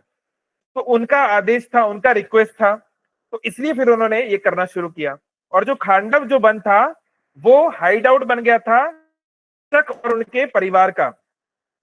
भाई जैसे इंडिया में अभी नक्सलाइट्स के खिलाफ आंदोलन चला, नक्सल लोगों को मारा गया, नक्सल कमांडरों को मारा गया अभी कुछ दिन पहले ही, जंगलों में घुस घुस के मारा गया, राइट। तो अब अगर कोई जगह जो है नक्सल स्ट्रॉन्ग होल्ड बन गई है, वहां पर नक्सल माओवादी लोग जो है जम के बैठे हैं, तो वहां तो मिसाइल छोड़नी पड़ेगी, या कुछ अगर ऐसा करना पड़ा तो करना पड़ेगा ना, for a greater cause, right. तो कभी कभी एक हायर कॉज के लिए कुछ लोअर सेक्रीफाइस करने पड़ते हैं। तो पूरी दुनिया में जो है धर्म का राज्य स्थापित करने के लिए तक्षक जैसे जो सर्प जो उस जंगल को अड्डा बना के बैठे थे, तो उनको हटाना जरूरी था, है ना। भगवान कृष्ण स्वयं वहां पर थे और अग्निदेव का भी ये था, है ना। तो फिर इसलिए अर्जुन ने और भगवान कृष्ण ने उनका सपोर्ट भी किया, ऐसा नहीं। उसी समय अर्जुन को वो गांडीव पहली बार मिला। गांडीव उनको कौन दिए थे? अग्नि दिए थे, उसी समय दिए थे, राइट। तो ये अर्जुन की कोई पर्सनल दुश्मनी नहीं है वहां पे लोगों से, है ना। लेकिन एक ग्रेटर फाइट के लिए करना पड़ता है। कोई भी लड़ाई होती है देखिए, तो उसमें खून तो बहेगा ही। अभी जो भारत ने पाकिस्तान पे आक्रमण किया, तो बताया जा रहा है कि एक 3 साल की बच्ची की मृत्यु हो गई। जो जो जो आतंकवादी लोग जिस मस्जिद में थे, जो क्या नाम था उसका, मज मज what is it name that terrorist, Masood something नाम है ना, मसूद की क्या, जो तहरीके इस्लाम और इस सब के जो हेड थे, उन लोग के जो अड्डों पर जो अटैक हुआ, तो पाकिस्तानी लोग बोल रहे हैं कि वहां पर एक बच्ची थी, बच्ची की मृत्यु हो गई, ये क्या है। तो पहली बात तो पूरी कोशिश की भारत सरकार ने कि भाई इनोसेंट लोग को ना मरे, है ना। जो टेररिस्ट लोग हैं उनकी जो हाइड आउट है वहीं पर आक्रमण किया, है ना। अब इतनी रात को कोई बच्चा वहां पे क्या कर रहा था वो एक अलग प्रश्न है, लेकिन जानबूझ के उनको अटैक नहीं किया गया। लेकिन एक कोलेट्रल, जिसे बोलते हैं कोलेट्रल डैमेज हो जाता है एक युद्ध में, जो है चाहे अनचाहे जो है इनोसेंट्स का खून बहता ही है, ये होगा ही। इसलिए भगवान ने कहा केवल धर्म युद्ध ही करना चाहिए, उल्टे फुलटे युद्ध नहीं करने चाहिए, नहीं तो बहुत पाप लगेगा, है ना। ऐसे नहीं कि पड़ोसी से मेरी लड़ाई हो गई, उसने मेरी जमीन ले ली तो मैं गोलीबारी कर दूं, नहीं। जब तक धर्म के विरुद्ध कोई आतता ही नहीं है, कोई बहुत सीरियस रीजन नहीं है, किसी की जान लेने का हमें अधिकार नहीं है ना। तो ऐसे ही यहाँ पर अर्जुन को साक्षात अग्निदेव का, जिन्हें पावक बोला जाता है, भगवान विष्णु का मुख बोला जाता है, उनका आदेश था, उनकी रिक्वेस्ट थी, और तक्षक जैसे प्राणियों को हटाने के लिए इसलिए उन्होंने ये कार्य किया, है ना। तो दिस इज दी थिंग। और एक और आखिरी बोल के मैं समाप्त करता हूँ, 9 बज गया। किसी और को अगर और कोई महाभारत रिलेटेड क्वेश्चन हो तो प्लीज बोल सकते हैं। अच्छा, हर्षित का क्वेश्चन, ठीक है, I will just repeat it. और एक लास्ट है कि द्रौपदी का स्वयंवर, इससे रिलेटेड भी लोगों ने पूछा कि क्यों कर्ण को द्रौपदी ने मना कर दिया। तो पहली बात तो, जो भी ऑथराइज वर्जन्स महाभारत के अवेलेबल हैं, चाहे भंडारकर रिसर्च इंस्टीट्यूट का हो, चाहे गीता प्रेस गोरखपुर का हो, कहीं पर ऐसा वर्णन नहीं है कि द्रौपदी ने कर्ण को मना किया था स्वयंवर के लिए। ऐसा किसी जगह पर वर्णन नहीं है ना। दक्षिण भारत के एक वर्जन में आता है, वो अलग बात है, बट ऐसा कोई कहीं पर नहीं है। और ना ही द्रौपदी ने कभी कहा था अंधी का बेटा अंधा। ये बी.आर. चोपड़ा जी ने बहुत गलत कर दिया, इस बात का मुझे बहुत उनसे गुस्सा है कि ये जो कहानियां जो लोग बनाते हैं, इनको उन्होंने अपने सीरियल में डाल दिया। अब सब लोग महाभारत उनकी सीरियल से सीख रहे हैं, है ना। अब स्टार प्लस महाभारत में तो इतनी गलतियां हैं कि वो तो हम रिकमेंड भी नहीं कर सकते, तो इसलिए बी.आर. चोपड़ा जी की रिकमेंड करते हैं। अब बी.आर. चोपड़ा जी ने भी ये डायलॉग मार दिया, अंधे का बेटा अंधा। ऐसा कहीं कोई द्रौपदी ने नहीं कहा था, कोई उन्होंने उनका मजाक नहीं उड़ाया था कि उस कारण से महाभारत हो गई, कि हाँ उसने धृतराष्ट्र को अंधा बोल दिया अपने पिता के प्रति, पापा मेरी जान, है ना, दुनिया जला देंगे, तो दुर्योधन जो है अपने पिताजी के लिए लड़ने चला गया। ऐसा कुछ नहीं हुआ है, it was not at all like that. तो ऐसे ही द्रौपदी को अननेसेसरी विलेनाइज किया जा रहा है। वैसे ही देखिए समाज क्या है, स्त्रियों के प्रति कभी कभी बहुत गलत होता ही है, तो ऊपर से द्रौपदी को विलन बनाने में बहुत लोग इंटरेस्टेड रखते हैं कि उसने जो भड़का दिया दुर्योधन को, वो करने से उनका क्या हो गया, अफेयर चल गया, ये चल गया, है ना। इट्स ऑल वेरी रॉन्ग, क्योंकि हमें समझना चाहिए द्रौपदी भी लक्ष्मी जी का एक एक्सपेंशन है, गृह लक्ष्मी का एक्सपेंशन है। वो भी कोई साधारण व्यक्ति नहीं है, वो भगवान की शुद्ध भक्त है, भगवान की बहन है, और उनका ऐसा कमेंट्स करना है सीरियस ऑफेंस, राइट। तो द्रौपदी ने कभी ऐसा नहीं बोला कि मैं, ये तो सूत पुत्र है, इससे तो मैं नहीं विवाह करूंगी, है ना। और मान लो अगर ऐसा है भी, लेट्स अस अज्यूम, वैसे ऐसा तो महाभारत में नहीं लिखा है, वो एक स्वयंवर था। स्वयंवर का मतलब ही है स्वयं, मैं जो राजकुमारी है स्वयं, वो किसको वर बनना चाहती है, ये उनकी मर्जी है भाई। हाउ कैन यू डिसाइड उन्होंने कर्ण को क्यों नहीं चुना? मतलब ये क्या लॉजिक है कि उन्होंने कर्ण को क्यों नहीं चुना, ये कर्ण को क्यों नहीं मारने दिया? जो जो उनकी जो पिताजी की जो शर्त थी कि घूमती हुई मछली की आंख पे मार रहा था ना, किसमें मार रहा था, आंख पे मार, रिफ्लेक्शन में देख के, पानी के रिफ्लेक्शन पे देख के आपको मार रहा है, जो शर्त थी, राइट। अब भाई मेरी मर्जी है, मान लो मैं एक शर्त रखूं, मैं उससे ही शादी करूंगा जिसका पैकेज 50 लाख हो, है ना, जिसकी हाइट इतनी हो, जो इस राज्य का हो। तो आप ऐसे कैसे बोल सकते हैं नहीं आपकी ये शर्त क्यों है? मेरी शर्त, मेरी मर्जी, ये मेरी लाइफ है ना। तो हम कैसे कमेंट कर सकते हैं कि द्रौपदी ने क्यों ऐसी शर्त रख दी? अरे वाह यार, उनकी मर्जी, वो उनका लाइफ है, ये स्वयंवर है, छत्राणियों को स्वयंवर करने का अवसर था। तो ये फालतू का रीजन है कि उन्होंने कर्ण को क्यों नहीं चुना पति, उनको नहीं पसंद था, उन्होंने नहीं चुना। इसलिए उन्होंने मना कर दिया। हालांकि उनके मना करने का बात मैं अगेन बोल रहा हूँ, महाभारत में मंडन नहीं है, लेकिन अगर हम टीवी सीरियल्स को मान भी लें, है ना, अगर उनकी बात मान भी लें, तो भी ये लॉजिकल बात नहीं हुई, क्योंकि वो स्वयंवर है। She was not force, she was not bound to select someone, उनकी मर्जी, वो माने चाहे ना माने, राइट। और उसके बाद जो युद्ध हुआ, तब ब्राह्मण के वेश में अर्जुन ने ये मछली की आंख पे मार दिया, तो सारे क्षत्रिय भड़क गए, अरे ये कौन दुष्ट ब्राह्मण आ गया हमारे बीचों में, हमारी लड़की को ये ब्राह्मण कैसे लेके जा रहा है। हालांकि ब्राह्मण क्षत्रिय वैश्य शूद्र कन्या से शादी कर सकते हैं, और शुद्ध जो क्षत्रिय लड़का है वो क्षत्रिय वैश्य शूद्र लड़की से शादी कर सकते हैं, है ना। वर्ण व्यवस्था में आप ऊपर शादी कर सकते हैं, ये जाति व्यवस्था की बात नहीं हो रही है।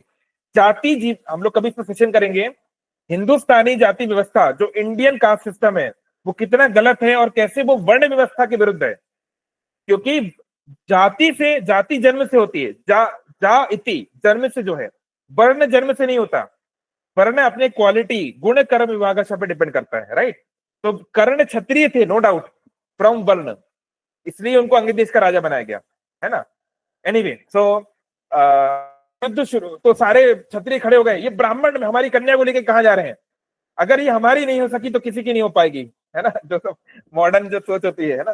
तो वो लोग लड़ने लगे उन ब्राह्मणों से। वो ब्राह्मण कौन है, वो 5 पांडव हैं, वो उड़ा दिए सबको, धड़ाधड़ धड़ाधड़ वो सबको खत्म करने लगे, तो फिर वो डर के मारे सब भाग गए। तो वहां पर भी कर्ण उनको कुछ नहीं कर पाए, राइट। और फिर सबसे मेन आता है विराट युद्ध। विराट युद्ध में कर्ण, दुर्योधन और सभी के सभी धुरंधर फुल फोर्स में लड़े थे। एक्चुअली कर्ण जो है, एक और इसमें भी आता है कि अगर मैं आपको ये जो हमने शेयर किया था शुरू में, अगर आप इसको स्टडी करेंगे डीपर, 5 इंटरेक्शंस जहां फाइट हुई अर्जुन और कर्ण की, तो अल्टीमेटली स्कोर बनता है 3-0। मतलब अर्जुन 3 बार जीते, कर्ण 1 बार भी नहीं जीते, कुछ बार ड्रॉ हुआ, राइट।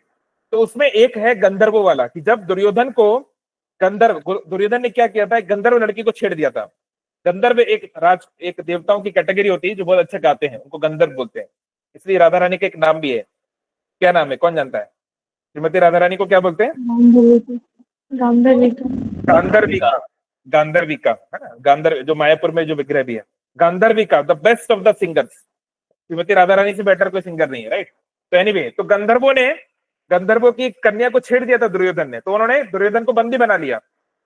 तो जब वो बंदी बना रहे थे उस समय कर्ण उनके साथ में थे, पर कर्ण कुछ कर नहीं पाए, वो गंधर्वों से लड़ नहीं पाए। अब उसमें कुछ लोग जो कर्ण जी के फॉलोअर हैं, विद ऑल ड्यू रिस्पेक्ट, वो कहते हैं कर्ण उस समय नशे में थे, वो शराब पिए हुए थे, इसलिए वो फाइट नहीं कर पाए। तो चलो ठीक है, अगर हम उसकी इन बात को भी मान लें कि चलो कर्ण नहीं लड़ पाए क्योंकि वो शराब पिए हुए थे, वो नशे में थे, वो he was not ready to fight. और फिर भीम और अर्जुन आके गंधर्वों से लड़ते हैं, उनको समझाते हैं और उनको छुड़ा लेते हैं, किसको, दुर्योधन को। लेकिन विराट युद्ध में क्या, विराट युद्ध में सब बिल्कुल बिना शराब वराब पिए हुए, बिल्कुल फोकस, दिन का समय है, सब अपने अपने अस्त्र लेकर आए हुए हैं, उसमें कोई अनफेयर नहीं है। तो उसमें भीष्म पितामह है, द्रोणाचार्य है, दुर्योधन है, कर्ण है, सब लोग हैं। और दूसरी तरफ से कौन है, केवल अर्जुन। तो ये इसका कोई भी ऑल्टरनेटिव नहीं है, इसका मतलब इसका कोई एक्सप्लेनेशन नहीं है कि अगर उस दिन कर्ण अर्जुन को नहीं हरा पाए, अर्जुन ने सबको सुला दिया था, वो चाहता तो सबको मार देता उसी दिन, लेकिन अर्जुन के कुछ प्रिंसिपल थे कि वो ऐसे नहीं मारना चाहता है, और वो तो ऑफकोर्स अपने भीष्म पितामह और इन लोग को तो मारेगा ही नहीं, ऑफकोर्स, राइट। तो कर्ण और बाकी सभी को एक साथ अर्जुन ने हराया था, और ये सत्य है। तो हमें समझना है, नो डाउट कर्ण बहुत महारथी थे, और अगर भगवान चाहते तो वो भी जीत सकते थे। देखिए कर्ण और अर्जुन क्या है, ये वर्णन आता है कि जब भगवान कृष्ण के जाने के बाद, जब द्वारका का नष्ट हो गया, ये सब हो गया, तो अर्जुन को भगवान ने एक रिस्पॉन्सिबिलिटी दी थी कि कुछ रानियां हैं, कुछ यदु रानियां हैं, भगवान कृष्ण की पत्नियां हैं कुछ, उनको आपको लेके जाना है अपने हस्तिनापुर, अपने पास रखना, उनको सेवा करना वहां पे। तो वो उनको लेके जा रहे होते हैं, अर्जुन बहुत दुख में है भगवान कृष्ण के विरह में। तो कुछ शिकारी लोग वहां पर आते हैं, और वो शिकारी लोग आक्रमण कर देते हैं, और वो अर्जुन जो बड़े बड़े देवी देवताओं से लड़ गया, स्वयं महादेव से लड़ गया, शिव जी से जिसने युद्ध किया, वो उन शिकारियों से हार जाता है, और शिकारी लोग जो है वो रानियों को लेके चले जाते हैं। फिर आगे रिवील होता है, लगा रहे लोगों को ये क्या हो गया, वो भगवान कृष्ण ही थे, है ना, और यदु ही थे जो वो रूप में आए थे अर्जुन को सिखाने कि तुम्हारे अंदर जो भी क्षमता थी, तुम जो भी वो युद्ध कर पाए, वो भगवान कृष्ण की ग्रेस से कर पाए, है ना। भगवान कृष्ण वहां पे खड़े थे, हनुमान जी का ध्वज था कपी ध्वजा, इसलिए। तो चाहे अर्जुन हो, चाहे कर्ण हो, चाहे कोई भी हो, उनके अंदर क्षमता भगवान से ही आती है। तो कोई किसी को अहंकार करने की जरूरत नहीं है। अर्जुन भी हार सकते हैं, कर्ण भी हार सकते हैं, अपने अपने दिन पर। वो तो भगवान की इच्छा पर है अल्टीमेटली। तो हाँ, ऐसा नहीं है, कर्ण के अंदर बहुत क्षमता थी, और अगर भगवान चाहते तो किसी किसी दिन वो अर्जुन को भी हरा सकते थे। बट प्राय ऑन मेरिट की अगर बात की जाए, केवल अगर स्किल्स की बात की जाए और भगवान की ग्रेस को अलग रखा जाए, तो हम देखते हैं कि अर्जुन ने 3 मौकों पर ये साबित किया कि how he was a greater Archer.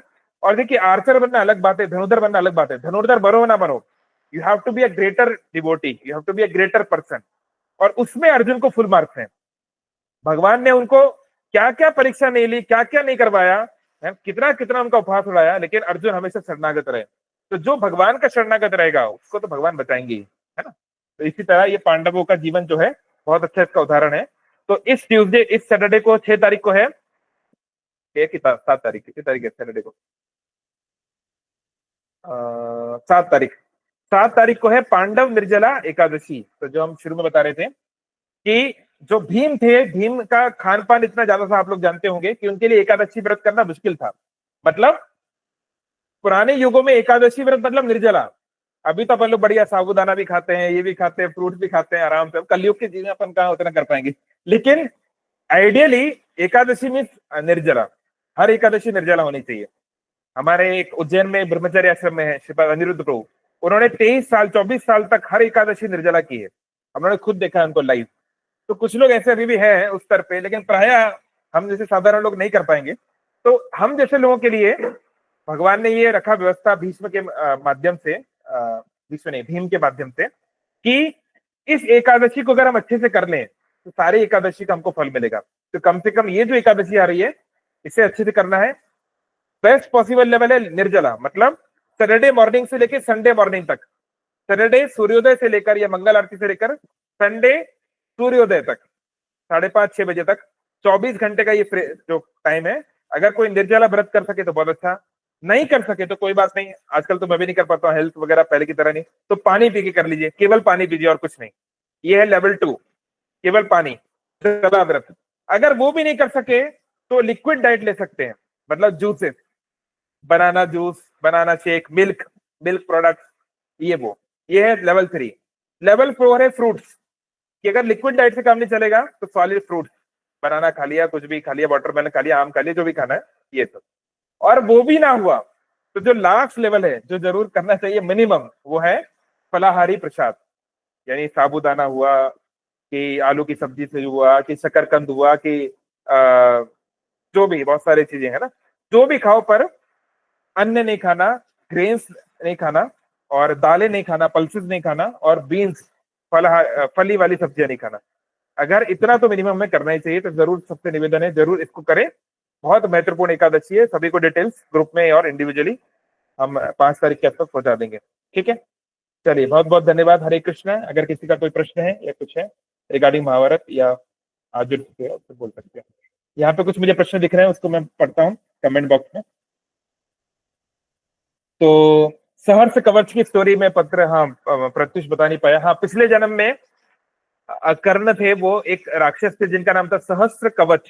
सहस्त्र मतलब 1000 और कवच। तो उन्होंने बहुत बड़ी एक तपस्या की थी, उसमें हम डिटेल में नहीं जाएंगे। तो उनको मारना इम्पॉसिबल था, तो भगवान को ही नर नारायण ऋषि के रूप में अवतार लेना पड़ा। और नर नारायण यानी कि जो अभी कृष्ण अर्जुन है, उन्होंने मिलके उसके 999 कवच खत्म कर दिए, केवल एक कवच बाकी था। तो फिर वो भागते भागते सूर्यदेव की शरण में गया, और सूर्यदेव ने उनको जो है बोला ठीक है, मैं आपके लिए भगवान से प्रे करूंगा। तो उनका एक कवच बच गया था।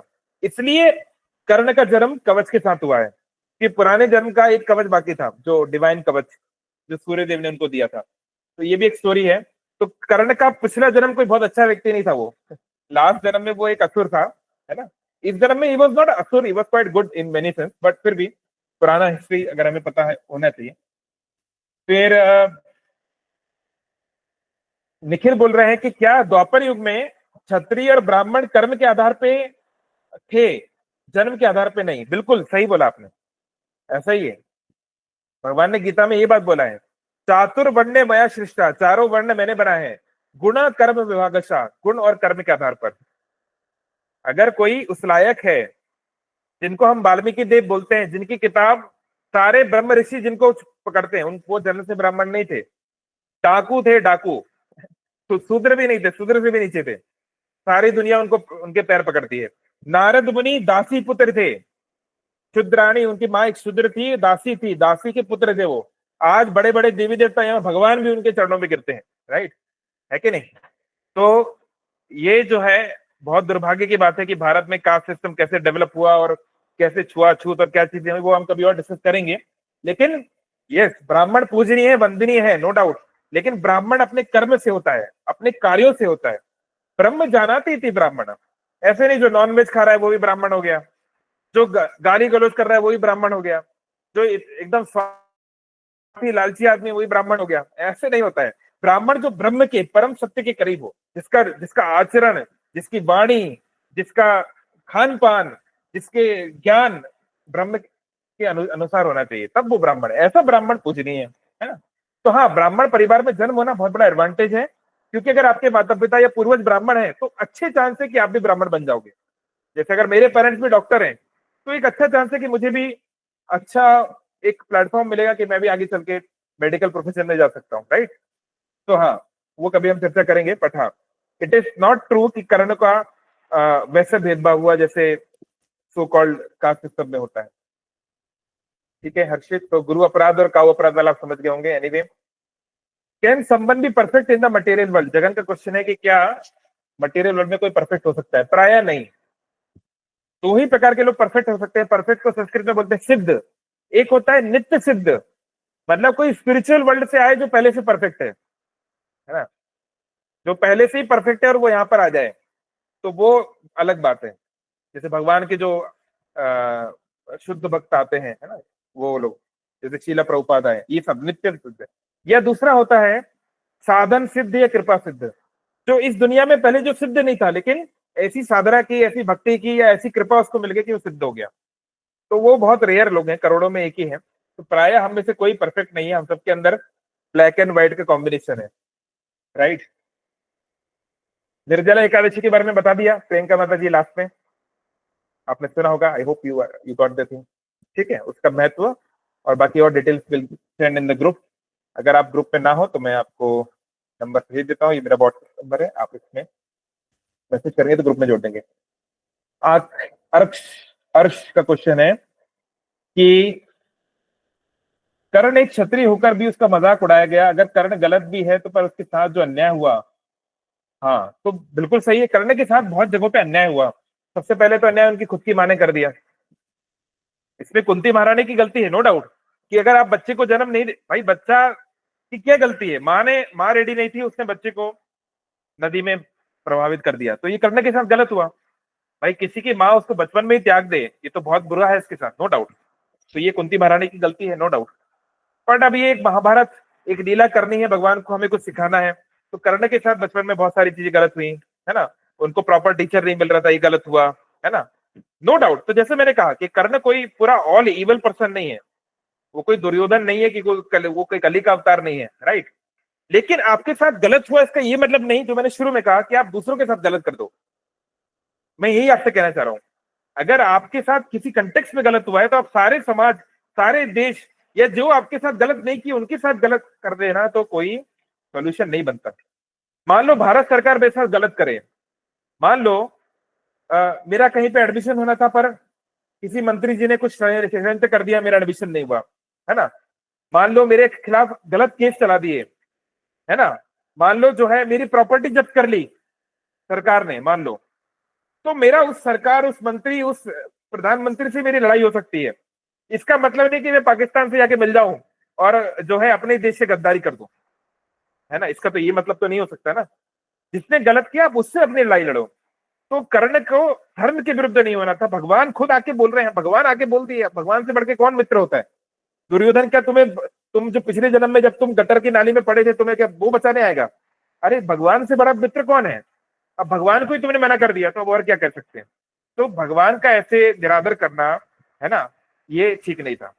और गुरु का निरादर करना, परशुराम जी की क्या गलती थी? परशुराम जी को झूठ के बोला, सच बोलते कि मैं हूँ शूद्र पुत्र, मुझे लगता है कि मैं क्षत्रिय हूँ, लेकिन अब मैं जो भी हूँ आप मुझे प्लीज शिक्षा दीजिए। वो नहीं मानते, आप गिड़गिड़ाते रहते, सेवा करते रहते, कभी तो वो मानते, 1 साल बाद, 2 साल बाद, 5 साल बाद कभी मानते। तब आप, क्योंकि भक्त का हृदय सौम्य होता है, मान जाता है। ऐसे बहुत सारे एग्जाम्पल है कि लोग मान ही जाते हैं, लेकिन आपने वो नहीं किया, आपने शॉर्टकट ले लिया, झूठ बोल दिया, राइट। तो two wrongs are can not cancel each other. तो जो करने के साथ जो कई चीजों में हुआ गलत हुआ, I agree with him, I agree with your friend, लेकिन इसका ये मतलब नहीं है कि जो दूसरी चीजें हैं। और आप जो कह रहे हैं कि भगवान कृष्ण ने क्यों नहीं किया, ऐसी बात नहीं है। जहां जहां पांडवों ने गलती की भगवान ने उनको डांटा है। ऐसा बिल्कुल नहीं है कि भगवान ने किसी के, कोई कुछ भी किए जा रहा है उसको जो है हाँ हाँ करो करो। प्राय पांडव गलत नहीं करते हैं, लेकिन जो जैसे युधिष्ठिर, युधिष्ठिर ने झूठ बोलने से मना कर दिया, भगवान ने उनको डांटा। भगवान बहुत सम्मान से बात करते थे युधिष्ठिर से, लेकिन जहां उन्होंने अश्वत्थाम हता इति गजा बोलने से मना कर दिया, है ना, कि अश्वत्थामा के, तो भगवान कृष्ण ने उनको डांटा है, उनको कठोर वचन भी बोले हैं कई जगह पर। ऐसा नहीं है, द्रौपदी को डांटा है ना। तो इट्स नॉट कि भगवान जो है ऑल जो प्रेजिंग, जहां उनका भक्त गलत कर रहा है वो डांट भी रहे, पर प्राय पांडवों ने कुछ खास गलती नहीं की है। Of course they are pure devotees, वो क्यों गलती करेंगे, लेकिन अगर एक लीला, एक एक लीला के दृष्टिकोण से भी देखें तो have they have not done much wrong, right. तो फिर ये क्वेश्चन है, फिर प्रभु अर्जुन के रथ को कर्ण हिला देते हैं जहां पर भगवान कृष्ण है। अगेन ये बात सही है कि कई बार कर्ण के, या केवल कर्ण के नहीं, भीष्म पितामह के भी बाणों से रथ हिला है, ऊपर नीचे हुआ है, तो कई बार वॉर में आता है। तो अगेन भगवान यहाँ पर नर लीला कर रहे हैं, वो मनुष्य की लीला कर रहे हैं। अब वो पूरा ऑल पावरफुल रूप दिखाते ही रहेंगे तो फिर क्या लड़ाई होगी, फिर लड़ाई क्या करोगे आप, अनलिमिटेड से थोड़ा लड़ाई कर सकते हो। भगवान ये सामान्य मनुष्य की लीला कर रहे हैं, तो कभी रथ पीछे होता है, कभी आगे होता है, कभी वो झुका दे, कभी ऊपर, ये तो लीला, ये तो खेला है, ये तो प्ले है, राइट। लेकिन अगर भगवान अपना विराट रूप दिखा देंगे तो फिर कोई क्या लड़ाई करेगा वो खत्म कहानी। तो it has to be taken in that context कि भगवान जो है, कि हमारे जीवन में भी हमारा रथ भी कभी पीछे होगा, कभी आगे होगा, कभी घायल होंगे हम, तो हमें भरोसा रखना है कृष्ण हमारे सारथी हैं, अल्टीमेटली हम ही जीतेंगे, हमारी ही विजय होगी अगर हम कृष्ण के साइड हैं तो, ऑफ कोर्स। लेकिन कभी कभी हमें झटके लगेंगे, ऐसा नहीं कि हमारा रथ आगे बढ़ ही जा रहा है, हमारी सेना में कोई मर ही नहीं रहा है, हम ही जीतते जा रहे हैं, ऐसा नहीं होगा। पांडवों के भी बहुत सारे बड़े बड़े लोग मारे गए, है ना। पांडवों के पास कितनी सेना थी, 7 अक्षोहिणी, तो 6 अक्षोहिणी उनकी भी मारी गई, उनके पास 1 अक्षोहिणी से कम थी। जब आखिरी में जब वॉर खत्म हुई, पांडवों की 1 अक्षोहिणी से कम सेना बाकी थी, तो उनके भी तो लाखों करोड़ों लोग, लाखों लोग, करोड़ों नहीं, लाखों लोग मारे गए, उसका क्या। उनके भी तो बच्चे मारे गए, 5 पांडवों के बच्चे मारे गए, तो अभिमन्यु मारा गया, और भी कई लोग मारे गए, उनका क्या, राइट। तो दुनिया में स्ट्रगल तो लाइफ में है पुराने कर्मों के अनुसार, तो भगवान तो वो दिखाना चाहेंगे, राइट। फिर ऋत्विक सिस्टम, अरे यार अभी ऋत्विक सिस्टम यहाँ पे कहां से आ गया वो कभी हम चर्चा करेंगे कि ऋत्विक सिस्टम क्या है, गुरु सिस्टम क्या है। नहीं तो अमोक लीला प्रभु जी और योगा उपलब्ध और बाकी लोगों ने बहुत अच्छा इसमें बनाया है वीडियो, आप देख सकते हैं। एकदम शॉर्ट में बता दूं, ऋत्विक मतलब होता है रिप्रेजेंटेटिव, यानी कि प्रतिनिधि, कि भाई मुझे कोई यज्ञ करवाना है, मैं नहीं कर सकता, मैंने एक ब्राह्मण जी को बोल दिया भाई आप कर दो, मेरे स्थान पे, मेरी तबियत ठीक नहीं, आप कर दो, है ना। तो प्रभुपाद जी जब बीमार थे तो उन्होंने कुछ लोगों को कहा कि आप ऋत्विक बन जाओ मेरी तरफ से, आप लोगों को दीक्षा दो, माला दो, क्योंकि मेरी हेल्थ ठीक नहीं है। तो ये अंडरस्टूड है कि वो एक टाइम तक के लिए होता है, राइट। ऐसे नहीं कि जो है कि वो उनके मृत्यु के बाद भी फिजिकली जो है it will go on for ever, तो इट्स अ डिफरेंट टॉपिक। लेकिन गुरु परंपरा नित्य है, इटर्नल है, और उसको चलने देना चाहिए, है ना। तो वो कभी और हम उस पर चर्चा करेंगे। कुंती देवी का नाम पृथा नहीं, प्रथा क्यों है, हाँ प्रथा क्यों है, तो देखिए उनका नाम ओरिजिनली कुंती है ही नहीं, उनका बचपन का नाम प्रथा है। अब प्रथा नाम क्या है, क्यों है, ये मुझे एग्जैक्टली नहीं पता, पर शायद पृथ्वी के ऊपर रखा गया होगा। पृथ्वी, हमारे ग्रह को, अर्थ को पृथ्वी बोलते हैं, क्योंकि महाराज पृथु ने इसको मनुष्यों के रहने के लायक बनाया।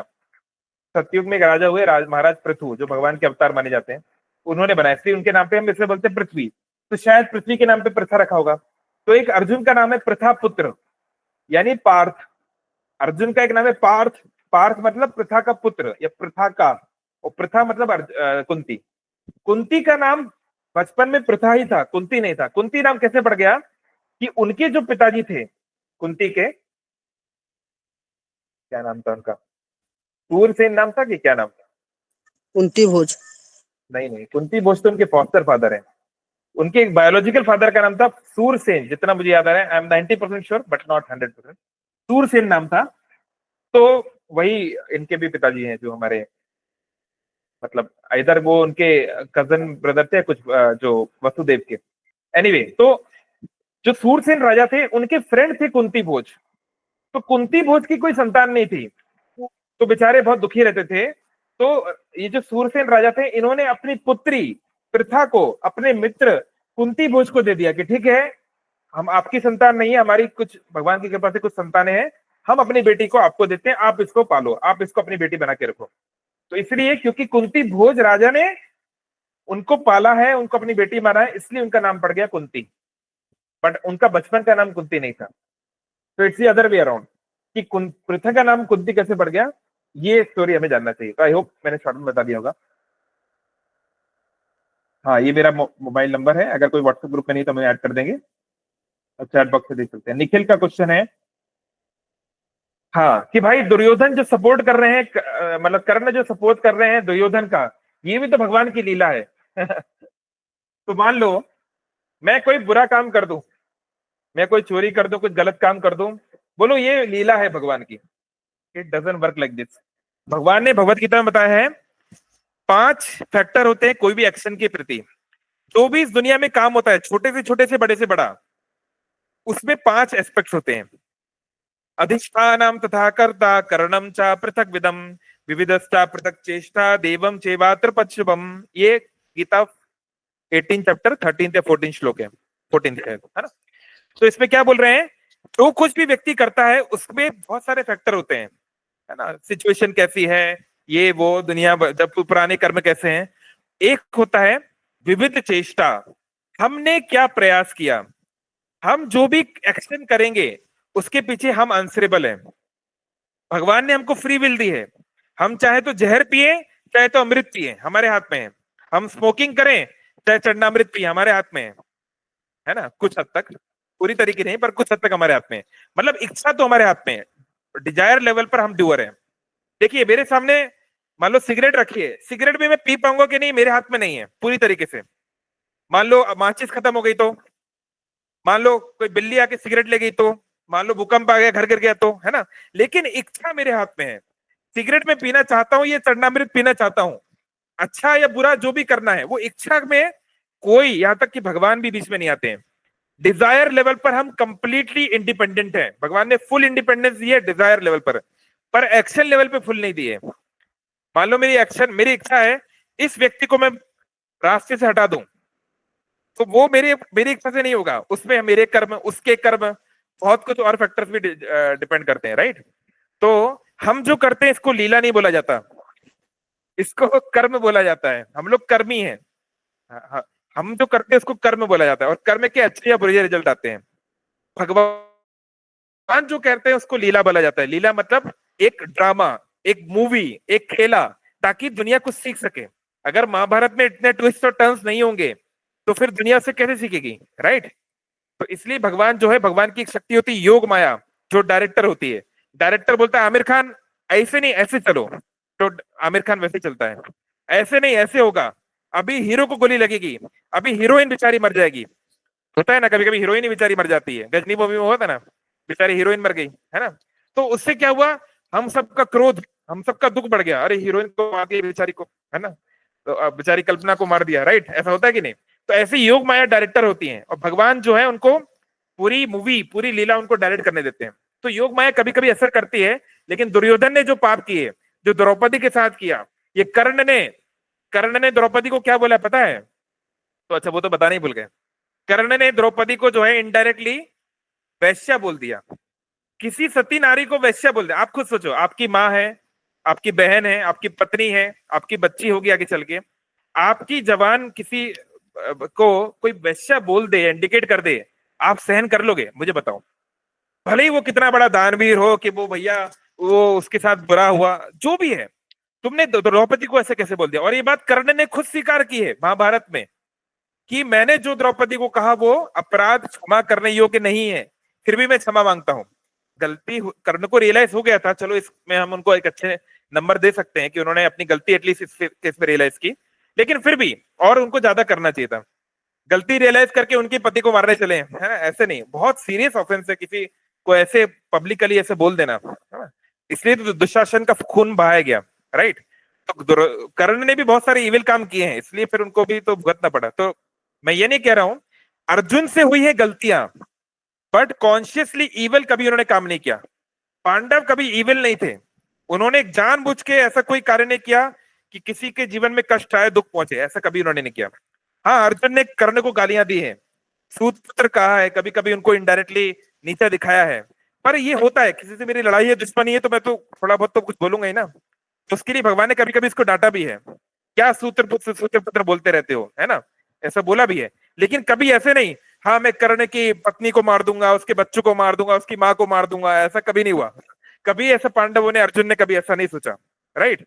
कभी आपने सुना कि अर्जुन कर्ण की पत्नी को के बारे में कुछ बोल रहे हैं? It never happens like this. लेकिन कर्ण ने ऐसी चीजें की हैं क्योंकि गलत संग है। दुर्योधन दुशासन जैसे लोग के साथ रहेंगे तो क्या होगा, यही होगा और क्या। तो कितना भी अच्छा आदमी हो, अगर वो गलत संग में रहेगा तो ज्यादा दिन नहीं चलता है, वो फर्क पड़ जाता है, राइट।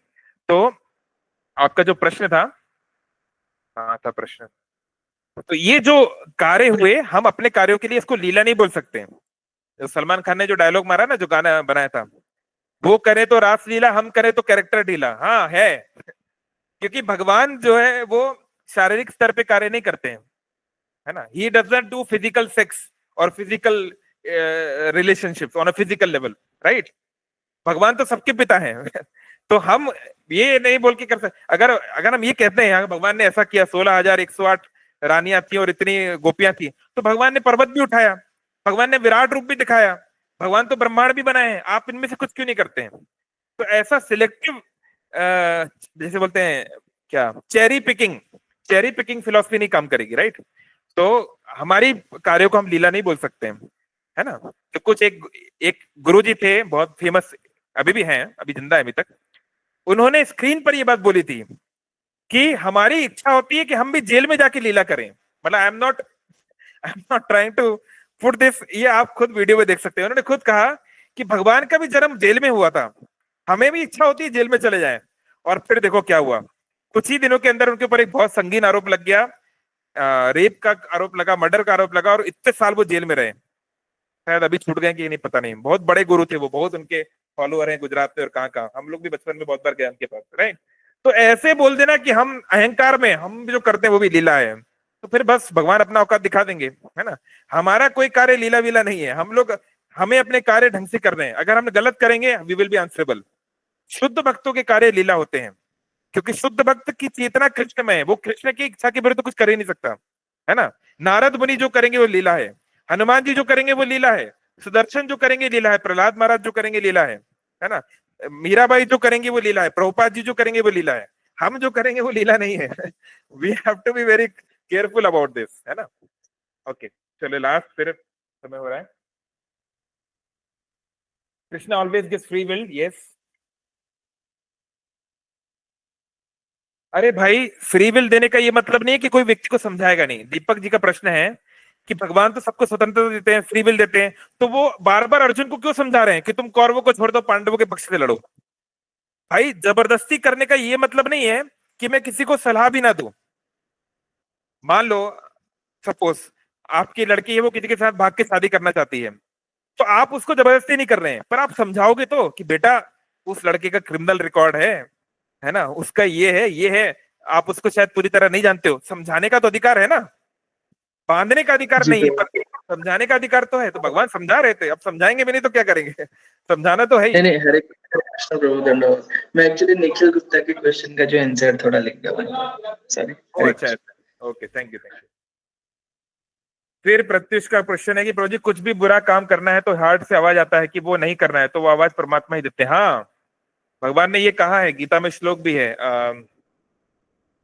क्या वो है श्लोक, परमात्मा की आवाज वाला श्लोक, मुझे तो याद नहीं आ रहा। एनीवे, मत्त स्मते ज्ञानम अपोहनम चा, इस श्लोक की पहली दो लाइन किसी को याद है क्या? एनीवे, उसमें ये बोला गया कि जो कुछ इंस्पिरेशन आता है, जो व्यक्ति याद करता है या भूल जाता है, वो मेरे कारण ही होता है क्योंकि मैं हृदय में बैठा हुआ हूँ, है ना, भगवान ने ये बात बोली है। तो हाँ, भगवान तो परमात्मा के रूप में हृदय में से बोलते ही है, दिक्कत है कि हम नहीं सुनते। तो साधारण जीव के लिए परमात्मा जो है वो एक्टिव नहीं होते क्योंकि वो सुनता ही नहीं है। जैसे मान लो आपका एक बेटा है, वो रोज सिगरेट पीता है, आप उसे एक दिन समझाओगे, 2 दिन समझाओगे, 3 दिन समझाओगे। हम लोग करोड़ों जन्मों से, हमें इस यूनिवर्स में हमको 155 ट्रिलियन ईयर्स हो चुके हैं इस यूनिवर्स में, 155 ट्रिलियन ईयर से हम इस यूनिवर्स में हैं, और ना जाने कितने यूनिवर्स पहले हम रहे होंगे। सोचो कितनी बार भगवान हमको समझा चुके। अब भगवान जो है समझाना भी ज्यादा नहीं चाहते। तो जो कर्मी व्यक्ति है, साधारण व्यक्ति है, भगवान परमात्मा उसको ज्यादा कुछ गाइड नहीं करते हैं। कोई भगवान की ओर देखता है, भगवान की तरफ आंख बंद करके भगवान से पूछता है कि हे प्रभु मैं क्या करूं, प्रे करता है, तब भगवान रेसिप्रोकेट करते हैं। तब भगवान गुरु को भेजते हैं, भक्तों को भेजते हैं, शास्त्र को भेजते हैं, कोई सिचुएशन बनाते हैं लाइफ में। पर प्राय भगवान किसी की कोई एडवाइस अब नहीं देते, प्राय कर्मियों को, है ना, वो ऑलमोस्ट पैसिव की तरह हो गए हैं, ये शास्त्र का कथन है। लेकिन अगर कोई उनकी तरफ देखता है तो हाँ, भगवान खुशी से चलो चलो अभी तो आया मेरे पास, तो ठीक है। कोई प्रे करता है, कोई भगवान से सही राह जानना चाहता है, तो फिर भगवान कुछ इंडिकेशन देते हैं, है ना। तो परमात्मा देते हैं बिल्कुल। और जो शुद्ध भक्त होता है वो डायरेक्ट परमात्मा से कनेक्शन रखता है, उसको परमात्मा डायरेक्ट बातचीत, जैसे हम बातचीत कर रहे हैं उनसे डायरेक्ट बातचीत होती है, इसलिए वो लोग का अलग ही लेवल चलता है ना। वाई कृष्णा सेज निमित्त मात्रम सर्टेन थिंग्स आर फिक्स्ड।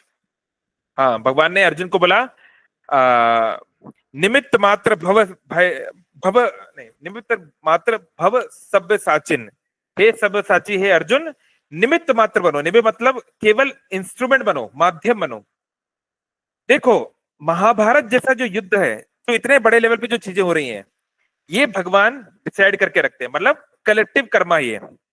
अब कोरोना की महामारी आएगी, इतनी बड़ी चीज हुई है, इंडिया पाकिस्तान का वॉर हुआ, कोई बहुत बड़ा इवेंट हो रहा है, तो उसमें 1 या 2 व्यक्ति के कर्म के अनुसार थोड़ा ना होता है ना। कई लोग ऐसा सोचते हैं कि भाई मतलब कुछ लोग कि हमने फलाना व्यक्ति के साथ ऐसा कर दिया, गलत कर दिया, इसलिए कोरोना बीमारी आ गई। अरे भाई, लाखों करोड़ों लोग तुम्हारे एक काम के लिए थोड़ी ना मारे जाएंगे।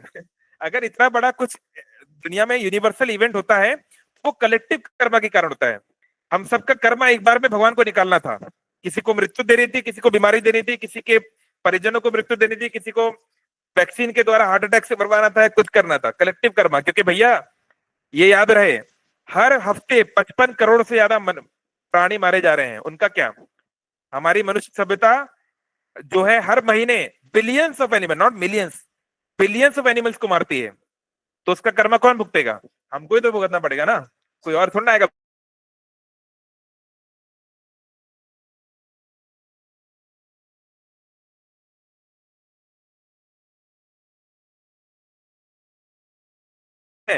और सारे कौरव, सारे सेनानी जो भी यहाँ पे, सब मृत्यु को जा रहे हैं।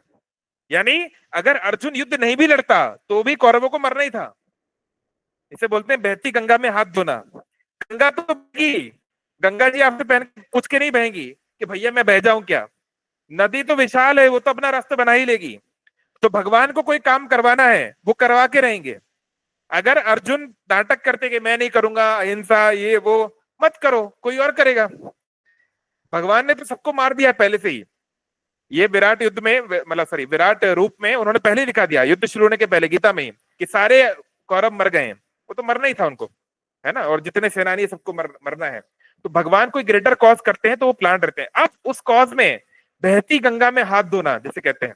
अब गंगा जी में आप हाथ धो लोगे तो आपके हाथ पवित्र हो जाएंगे, नहीं धोगे तो हाथ गंदे रहेंगे, आपकी मर्जी। तो ये जैसे कृष्ण भक्ति का प्रचार होना है, चैतन्य महाप्रभु ने बोल दिया है, पृथ्वी ते याची यत नगर आदि ग्राम। स्वयं भगवान के अवतार, भगवान स्वयं चैतन्य महाप्रभु बोल के गए, हर जगह ये हरे कृष्ण मंत्र का प्रचार होगा, चाहे मुस्लिम कंट्री हो चाहे क्रिश्चियन कंट्री हो, कहीं भी हो, होके ही रहेगा। उन्होंने बोला है कभी ना कभी होगा ही, हो ही रहा है बहुत जगह पे। तो प्राय 125 से ज्यादा देशों में हो चुका है, 196 कंट्रियां हैं अकॉर्डिंग टू यूएन, और 125 प्लस कंट्रियों में प्रचार हो रहा है। और जो बच गए 70, वहां भी धीरे धीरे किया जाएगा, है ना, छुप छुपा के जैसे भी। तो प्रचार होके रहेगा, भगवान ने बोला है। अब आप इस प्रचार में सहयोग कर लीजिए, आप हरे कृष्ण महामंत्र के प्रचार में, प्रभुपाद जी के मिशन में सहयोग कर ले, तो आपका जीवन बन जाएगा, आपको कृष्ण प्रेम प्राप्ति होगी, राधा कृष्ण को आप प्रसन्न कर पाएंगे। नहीं किए तो भी प्रचार तो होना ही है। इस्कॉन हमारे और आपके कारण थोड़ा है, जब हम नहीं थे तब भी इस्कॉन था, तब भी हरि नाम था, हरे कृष्ण मंत्र था, भगवत गीता थी। हम चले भी जाएंगे तो भी इस्कॉन रहेगा, भगवत गीता रहेगी, सब कुछ चलना ही है। अगर हम दीन वत्सल दास संडे प्रोग्राम नहीं करेंगे इसका मतलब नहीं है कि लोग खत्म हो जाएंगे, प्रोग्राम चलता रहेगा। अगर हमें बहती गंगा में हाथ धोना है तो लग जाओ, जितना हो सके भगवान की तरफ से जय जयकार कर दो। अगर लड़ना नहीं आता तो पांडवों के बर्तन धो दो, पांडवों के घोड़े चरा दो, जो कर सकते हो कर दो। तो हो सकता है कि हम लोग कोई बहुत बड़े प्रचारक नहीं है, हम लोग प्रभुपाद जी नहीं है, हम लोग कोई राधानाथ स्वामी, इंद्रदेव स्वामी महाराज जैसे नहीं है, हम कोई लाखों करोड़ लोग को प्रीच नहीं कर सकते। एटलीस्ट उनको सपोर्ट कर दो, एटलीस्ट कुछ पॉजिटिव दिशा में तो चलो, कुछ तो करो, है ना। ये बात है, हमारा क्वांटिटी नहीं, भगवान क्वालिटी देखते हैं कि हम किस भाव में क्या कर रहे हैं। तो एटलीस्ट 2 लोगों को 4 लोगों को भक्ति में जोड़ने का प्रयास करो, किसी का जीवन सुधारने में आप प्रयास करो, एटलीस्ट किसी का जीवन बिगाड़ो तो मत। तो ये भावना वाली बात है ना, ठीक है। तो इसलिए हमें निमित्त बनना चाहिए, इंस्ट्रूमेंट बनना चाहिए, जैसे कि अर्जुन बने थे। Pandavas putting Kunti as a bet in a game. भाई ये कौन सा नया चीज आ गया अब, ये कौन सी नई महाभारत आ गई, अब एकदम लेटेस्ट न्यूज आ गई। तो कुंती महारानी को कभी उन्होंने बेट नहीं लगाया, अब ये तो कुछ और मतलब कुछ ज्यादा ही हो रहा है। कुंती महारानी को कभी भी दांव पर नहीं लगाया गया। जो जुए का जो खेल हुआ था, द्रुत क्रिया हुई थी, हाँ द्रौपदी को उन्होंने लगाया था। जिस चीज की बहुत भर्सना विराट पर्व में महाभारत में ही हो गई है। खुद जब विराट पर्व में ये सब पांडव इसलिए तो पांडवों की दुर्गति हुई ना, पांडवों ने जो गलत किया, जुए का खेल गलत है, इसलिए तो तुमको दुख झेलना पड़ा। ऐसा नहीं है, जैसा मैंने कहा पांडवों ने गलतियां की हैं, लेकिन एक अच्छा डिवोटी क्या होता है भाई, ऐसा नहीं है कि मैं आपके सामने बैठा हूं कि कोई डिवोटी हम लोग कोई गलती नहीं करेंगे, हम कोई चांस थोड़ी ना है, हमसे भी गलतियां होंगी। लेकिन एक अच्छा भक्त कौन है, जो अपनी गलती को एक्सेप्ट करे, रियलाइज करे, पश्चाताप करे और दोबारा ना करने का प्रयास करे। This is the meaning of true atonement. तो क्या युधिष्ठिर महाराज ने दोबारा दुष्ट क्रिया की? क्या उन्होंने दोबारा जो है जुआ खेला? क्या उन्होंने ड्रीम 11 पे टीम बनाई? क्या उन्होंने पोकरबाजी की? नहीं की, राइट, उन्होंने नहीं किया। उन्होंने अपनी गलती रियलाइज की, वो खुद वो इस बात को बोलते हैं। अच्छा आपने, हाँ तो मैं वही एक्सप्लेन कर रहा हूँ द्रौपदी वाला, निखिल प्रभु, कि द्रौपदी को बेड पे लगाना गलत है। उसको कोई भी खुद ये बात युधिष्ठिर महाराज ने विराट पर्व में मानी है। जब राजा विराट ने, जो युधिष्ठिर थे जो ब्राह्मण के रूप में आए थे, उनको पूछा कि तुम तो युधिष्ठिर के यहाँ पे ब्राह्मण थे ना, उसको तुम सिखाते थे, क्यों युधिष्ठिर ने ऐसा किया बताओ मुझे। तो युधिष्ठिर महाराज खुद ही बोल रहे हैं, जो ब्राह्मण के रूप में जो वो छुपे हुए हैं 1 साल के लिए उस भेष में, बोल रहे हैं यही दुर्योधन से युधिष्ठिर महाराज से जो गलती हुई, इससे पूरी दुनिया सीखेगी आने वाले अनंत काल तक कि द्युत क्रिया, जुआ कितना बड़ा घातक चीज है, कितनी बड़ी घातक आदत है, और कैसे हमारे परिवार को, वंश को, राज्य को बर्बाद कर सकती है। इसलिए हमारे 4 नियम होते हैं, उसमें एक होता है नो गैम्बलिंग। हमें गैम्बल नहीं करना चाहिए, ऐसे तरीके से पैसा नहीं कमाना चाहिए जिसमें सर्टेनिटी नहीं है, जिसमें जो है लक या बाय चांस वाला चीज है। हमको लास वेगस नहीं जाना चाहिए, हमको ड्रीम 11 पे टीम नहीं बनानी चाहिए, ये गलत है। ड्रीम 11 से आप 1 करोड़ जीत भी गए तो वो 1 करोड़ रुपया कभी आपको खास कुछ फायदा नहीं दे पाएगा, है ना। स्टॉक मार्केट में लगा सकते हैं, क्योंकि स्टॉक मार्केट में थोड़ा बुद्धि लगानी पड़ती है ना, उसमें थोड़ा एनालाइज करना पड़ता है थोड़ा। लेकिन जो चिट फंड स्कीम होती है, पैसा डबल और ये और वो, ये सब में नहीं लगाना चाहिए, ये सब गलत है, ये सब जो है जुए की तरह माना जाएगा, right. So I hope you understood, right. तो द्रौपदी को लगाना गलत है, बिल्कुल ऐसा नहीं कि हम लोग अर्जुन या जो युधिष्ठिर ने गलत किया उसको भी सपोर्ट करेंगे, नहीं, उन्होंने गलती की और वो खुद ही मान रहे हैं, और वो खुद पछताए भी बेचारे। 13 साल तक जंगलों में भटकना पड़ा, और कितना पछताएंगे, हो गई गलती, उन्होंने पश्चाताप कर दिया, अब और क्या करें। चलो लास्ट के लेकर समाप्त करते हैं। नाम संकीर्तन, this can't be the evilness of pure like. हाँ सूरज बोल रहे हैं कि बिल्कुल, जैसा मैंने कहा, ये सब इविल नहीं है। मैंने पहले भी कहा पांडव कभी इविल नहीं थे, उनसे गलतियां हुई, पर ये जो गलतियां हैं ये भी लीला का या योग माया का एक आयोजन है, ताकि हम सब उससे सीख सके, है ना। लेकिन महाभारत में सब लोग प्योर डिवोटी हैं ऐसा भी नहीं है। जैसे द्रोणाचार्य कोई प्योर डिवोटी नहीं थे, कृपाचार्य कोई प्योर डिवोटी नहीं थे, तो उन लोगों से तो सब्सटेंशियल गलतियां हुई हैं और उन्होंने भुगता भी है, राइट। तो not everyone is a pure devotee also in Mahabharata. तो ऐसा भी नहीं कि सभी प्योर डिवोटी है ना, तो उनके प्लस और माइनस दोनों थे। चलिए बहुत बहुत धन्यवाद, आप लोगों ने इतना, आज काफी लंबा क्वेश्चन आंसर हो गया। आई मीन जनरली इतना कभी होता नहीं है, बट महाभारत टॉपिक ऐसा है, तो सभी लोग जरूर कीजिए पांडव निर्जला एकादशी। हरे कृष्ण कृष्ण कृष्ण हरे हरे, हरे राम राम राम हरे हरे। शिला प्रभुपाद की